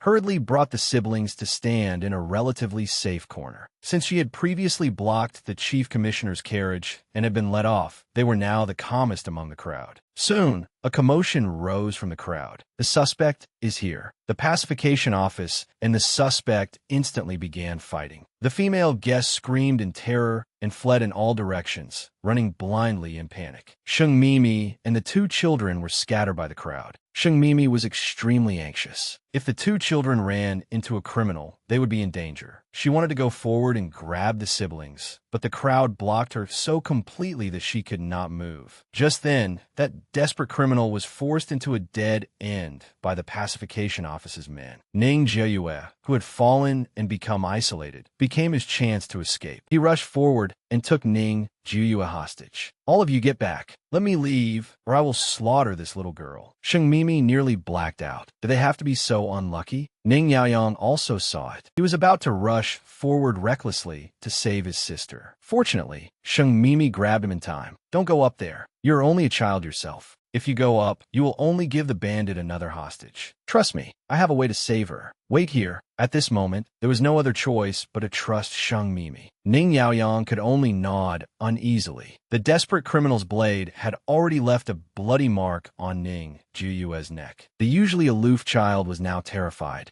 In her despair, a voice suddenly rang out. Let go of my daughter. I am the presiding mistress of the Marquis of Chongren's household. My daughter was born frail. She gasps after running 2 steps and could die at any moment. Exchange me for her as your hostage. I promise I will obey you. Ning Jieyue finally learned what it meant to see true feelings in adversity. The desperate criminal said, "You are so young. How could you have such an old child? Are you trying to trick me?" Sheng Mimi replied that she was her stepmother. A stepmother was also a mother. A sickly child will make it hard for you to escape. Let me exchange with her. I promise to obey and not resist. Ning Jiayue cried, "Stepmother, don't." The desperate criminal saw that Ning Jiayue did indeed look sickly, but he was also afraid this might be a trick to deceive him. Seeing him hesitate, Sheng Mimi knew Jiayue could not endure much longer and hurriedly said, "Brother, if my daughter is tormented a little more, she will die. Once she dies, she truly has no value. At that point, forget exchanging hostages.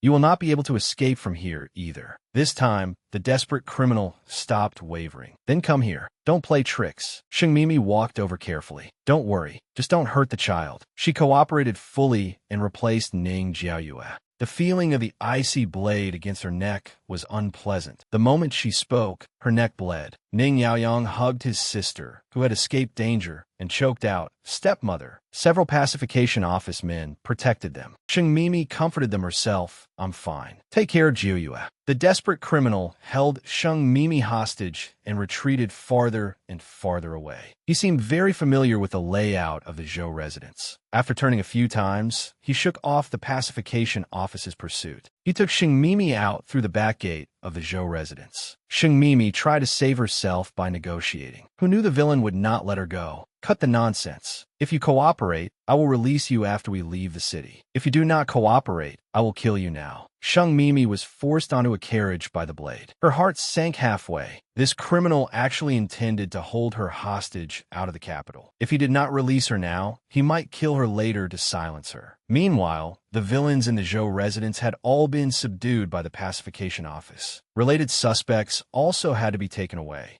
Assistant Minister Zhou's family loudly cried that they were wronged. The Grand Princess was also among those being taken away. Her sharp voice carried far. "You pacification office dogs are audacious. How dare you arrest me? This is outrageous." The chief commissioner turned a deaf ear and wiped his blood-stained blade while listening to his subordinate's report. "Sir, there were 5 criminals in total. 1 was captured alive, 3 died, and 1 escaped while holding a hostage." Just then, Ning Yaoyang rushed over. "Chief Commissioner, we met last time in the carriage. I am Ning Yaoyang of the Marquis of Chongren's household. Please save my stepmother. My stepmother was taken away by a bad man while saving my sister." The chief commissioner looked deeply at the little boy crying for help and asked his subordinate, "Which direction?" Then he disappeared in a flash. The capital was full of pacification office spies. The villains held Sheng Mimi hostage and drove the carriage out of the city. They needed to send word to their superior, explaining that this transaction at Assistant Minister Zhou's residence had failed. The counterfeit coins were all buried inside Assistant Minister Zhou's residence, for people still had not come out. As long as even one survivor remained, there was a chance of exposure. When Sheng Mimi saw that the 2 bandits made no effort to avoid discussing this in front of her, she knew it was over. They spoke of such confidential matters in front of her, which meant they did not plan to leave her alive. Still, she did not give up fighting for a chance to live. "Good sirs, we are already so far from the Zhou residence. I promise I will not tell anyone. Please spare my life." The villain inside the carriage wickedly lifted Sheng Mimi's chin with his dagger. "Little lady, you are so pretty. How could I bear to kill you? When we leave the city gate later, cooperate with me in putting on an act. Once we pass the gate, we will let you go." Sheng Mimi smiled on the surface. "Really? You will keep your word?" But inwardly, she felt grim. Once these people were safe, she definitely would not live. Aside from the driver outside, the greatest threat to her right now was the one inside the carriage.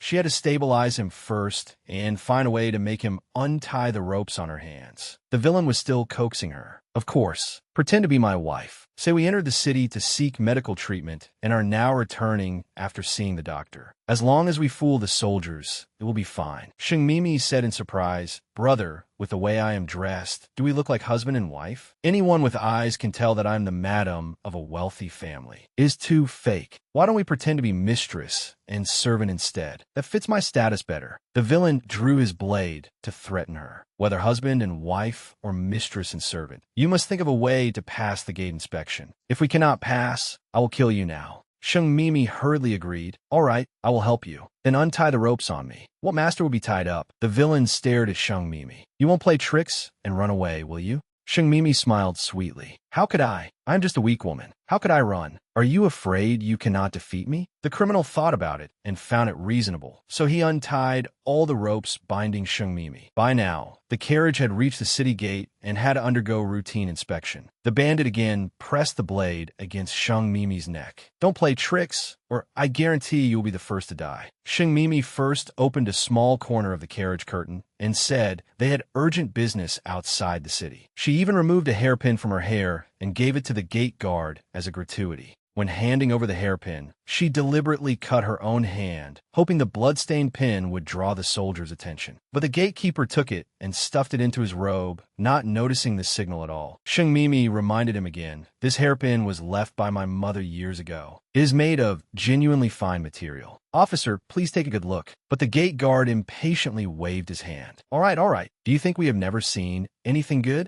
Hurry up and pass." Her whole round of self-rescue hints had gone down the drain again. Sooner or later, she would report these soldiers for dereliction of duty. They successfully passed through the city gate. Sheng Mimi asked the bandit, "Brother, now that we are out, can you let me go?" The bandit said viciously, "Shut up. Wait a little longer." Sheng Mimi refused to quiet down. If they kept waiting, she really would have no path to survival. She pretended to be surprised. "Brother, why do I feel like there are hoofbeats behind us? Is someone chasing us?" The villain heard this and hurriedly turned his head, lifting the curtain to check. The blade against Sheng Mimi also shifted position. Sheng Mimi seized the chance, pulled out a hairpin, and stabbed it directly into the villain's neck. The villain cried out and collapsed to the floor, cursing, which drew the attention of his accomplice driving the carriage. He lifted the curtain and saw it. "Damn it, you actually know some martial arts too." He drew his blade and slashed at Sheng Mimi. The horse suddenly lost control. Sheng Mimi rolled with the motion and tumbled down from the carriage. Fortunately, she had internal strength, which cushioned the fall. The driver gave her no chance to catch her breath and swung his long blade down. In close combat, she was at a disadvantage. Soon, there were wounds on her body and face. If this continued, he would definitely kill her. She had to think of a way. She used the familiar trick again, pointing behind the bandit and shouting, "Behind you! The soldiers are here!" The knife-wielding bandit instinctively turned to look. Sheng Mimi seized the moment and kicked the bandit's manhood, crippling it. The intense pain made the bandit lose his fighting ability. She immediately turned and ran. She knew that if she were caught again, it would definitely not be as simple as being tied up. Just then, rustling sounds came from the grass nearby. A sharp arrow flew out of the grass, shooting straight toward Sheng Mimi. Sheng Mimi barely dodged, and only then realized the enemy had other accomplices. It was over. She had not even enjoyed a few good days yet. Was she going to die here? Those two children had only just begun to show her different expressions with great difficulty. Another sharp arrow shot toward her. Her mentality collapsed again. The fear of death made her close her eyes. Suddenly, a faint ding sounded by her ear. A small stone knocked that arrow aside. Sheng Mimi opened her eyes and saw a figure riding over from the distance. It was the chief commissioner of the pacification office who had saved her poor life. When Sheng Mimi was fighting the bandits and facing danger, the scene of a hero saving the beauty had finally fallen to her. The chief commissioner of the pacification office saved her life from the bandits. "Are you all right? Get up." Perhaps because he had saved her life, Sheng Mimi felt that this fearsome chief commissioner was not actually so frightening. See? Knowing that her legs had gone weak, he still offered her a hand. "Thank you, Chief Commissioner, for saving me." The Chief Commissioner intentionally tested her. "You're quite bold. You're only a stepmother. Was it worth taking such a great risk for a stepdaughter?" Hearing this, Sheng Mimi blurted out, "What is wrong with being a stepmother? Can't a stepmother protect her stepchild? My daughter is in poor health. If she had been held hostage, she surely would have died. By exchanging myself for her, at least there was still a chance of survival. Besides, the situation was urgent. How could I have had time to consider all that?" Her instinctive answer made the chief commissioner's entire aura soften. There was an emotion in his eyes that she could not understand. How could Sheng Mimi know that this terrifying chief commissioner was actually her husband, the one far away at the border whom she had never met? When the time came, this hidden identity would naturally be revealed. At this moment, the other pacification office men also caught up. The chief commissioner again resumed his cold and stern manner. "Clean up the scene. There are two more by the carriage. Arrest them." All related persons involved in the case are to be taken to the pacification office for questioning. Seeing this, Sheng Mimi became very nervous. It was said that few people who entered the pacification office could come out. He would not suspect her of colluding with the villains and arrest her for interrogation, would he? The more she thought about it, the more frightened she became. Just as she was about to sneak away quietly, the chief commissioner caught her. "You're also someone involved in the case." Sheng Mimi immediately put on a pitiful expression. "Chief Commissioner, I am the victim. I am injured too. If you have questions, ask me here so I can return home early to rest." Under the mask, the man's lips curved slightly. She was rather good at petty cleverness, but his hand released her. "Then tell me everything you know. Start from the beginning." Sheng Mimi began recounting the whole sequence of events. Halfway through, the chief commissioner interrupted. "Why did you quarrel with the Grand Princess?" Sheng Mimi wanted to roll her eyes at him, but did not dare. Was this question a key point? Still, she answered honestly. "Because of the children, we did not apologize. Perhaps we offended her dignity." "Ah, but those things are not important for now. In short, after I was taken onto the carriage by those two men, I heard them say they needed to send word to their superior, and something about the operation at Assistant Minister Zhou's residence failing." The chief commissioner asked again how she had escaped from the carriage alone, and what the blood on her was about. Sheng Mimi replied, "This is not my blood. It belongs to the kidnappers. I grabbed their blade, wounded them, and escaped." "Oh, right." The kidnappers also mentioned the transaction failing, and that counterfeit coins were buried inside Assistant Minister Zhou's residence.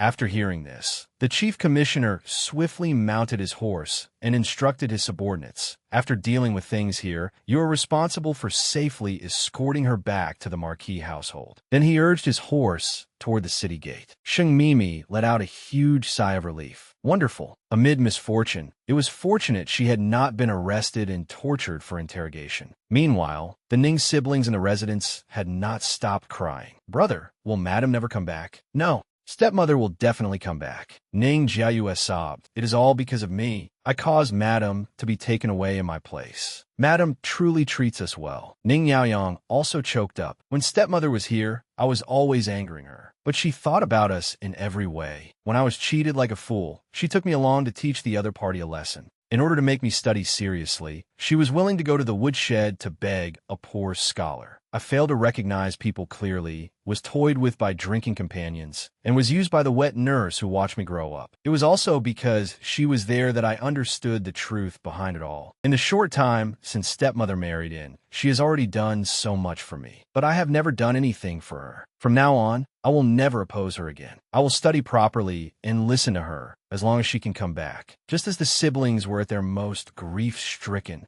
the voice they had longed for sounded. "Why are you two crying?" The siblings hiccuped in surprise and threw themselves at her. Sheng Mimi hugged one in each arm and comforted them. All right, I am fine. We are all fine." As the two little ones heard others ask how Madame had escaped and saw that she was injured, they immediately pulled out of her embrace and checked their stepmother. "Why is there so much blood? Your hand is injured. Where else are you hurt?" Sheng Mimi smiled and replied, "This is not my blood. It is the kidnappers." Fortunately, the chief commissioner arrived in time and saved me. The siblings interrupted, still wanting to ask more questions, but the others said, "Let's not rush to ask this now. Hurry and let the doctor examine her first." Sheng Mimi felt the siblings' closeness to her and raised the corners of her lips. All right. At the pacification office interrogation room, one set of punishments had not even been completed before the criminal confessed. The counterfeit copper coins were buried there with Assistant Minister Zhou's tacit approval. They are under the rockery. Today's transaction was arranged during old matriarch Zhou's birthday to trade with some merchants in the city. I have told everything I know. The chief commissioner said coldly, "Zhou Dui does not have that much courage. Continue investigating." Who benefits most from framing Zhou Dui? His subordinate acknowledged the order. The batch of counterfeit copper coins buried in the Zhou residence is not large. The style of counterfeiting is different from what we investigated before. The merchants who entered the Zhou residence today are all being questioned. The chief commissioner made a sound of acknowledgement, then asked, "How are things at the Marquis household?" The subordinate replied, "She has already been safely escorted back. According to your instructions, a doctor was also arranged to treat her. They are superficial wounds, nothing serious. It is just that Grand Princess Huaming is very emotional. She does not have any obvious suspicion either. Why not release her?"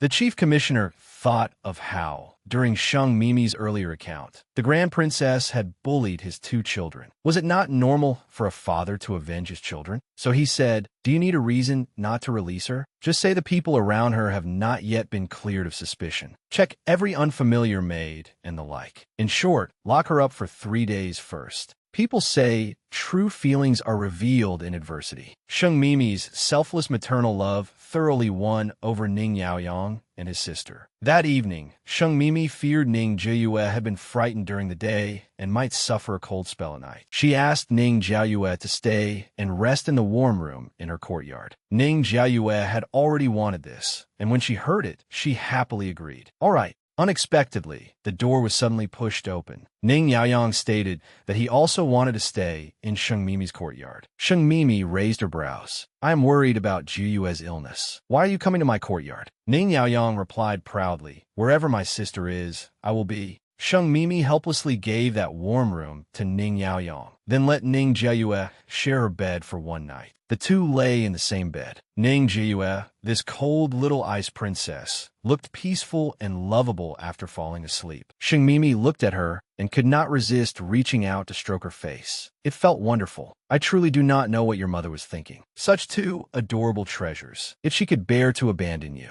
Her murmur was heard by Ning Jiayue, who was pretending to sleep. Her eyelashes trembled almost imperceptibly. She remembered what it looked like for her cousin to be loved by a mother, and what kind of loneliness she and her brother had faced. The whispered gossip of the servants, Miss Jiayue and young Master Yaoyang's mother, is truly cruel. The 2 children are all alone in the Marquis household. I heard they were abandoned as soon as they were born. When the second young master brought them back to the Marquis household, he barely glanced at them before leaving. How pitiful. Their father does not dote on them, and their mother does not love them. There were also the mockery and bullying from other families' young masters and young misses. My mother said you are just bastards who were brought back. Even though her brother argued fiercely, we have a father and mother. My father is simply not in the capital. Those people still ignored him. Then where is your mother? No one has ever seen her. She just does not want you. No one wants you. Although she comforted her brother and said it was all right, that it did not matter if they had no mother, they both knew clearly that they longed for a mother's love. Thinking of this, the little girl suddenly woke in fright. Sheng Mimi instinctively patted her quilt. She murmured, "Sleep. I am here." Scenes of her time with this stepmother surfaced in Ning Jiayue's mind. An unprecedented sense of safety surrounded her. The little girl could not suppress the slight curve of her lips. Unable to help herself, she burrowed toward Sheng Mimi's arms. "Thank you, mother. Because of you, my brother and I are no longer children without a mother's love." As for what happened at the Zhou residence birthday banquet, Madame Sheng returned and told Sheng Mimi's scumbag father. Father Sheng's expression was grave, but also somewhat relieved. Such a thing actually happened. The Zhou family is foolish. They actually got involved in such a major case. Fortunately, I did not attend that birthday banquet. Otherwise, if I were implicated and had to make a trip to the pacification office, how unlucky would that be? Madame Sheng began slandering Sheng Mimi again. Master avoided it because he did not go, but second girl offended the Grand Princess in front of so many people. I tried to persuade her, but she would not listen. When the Grand Princess bears a grudge against the Marquis household later,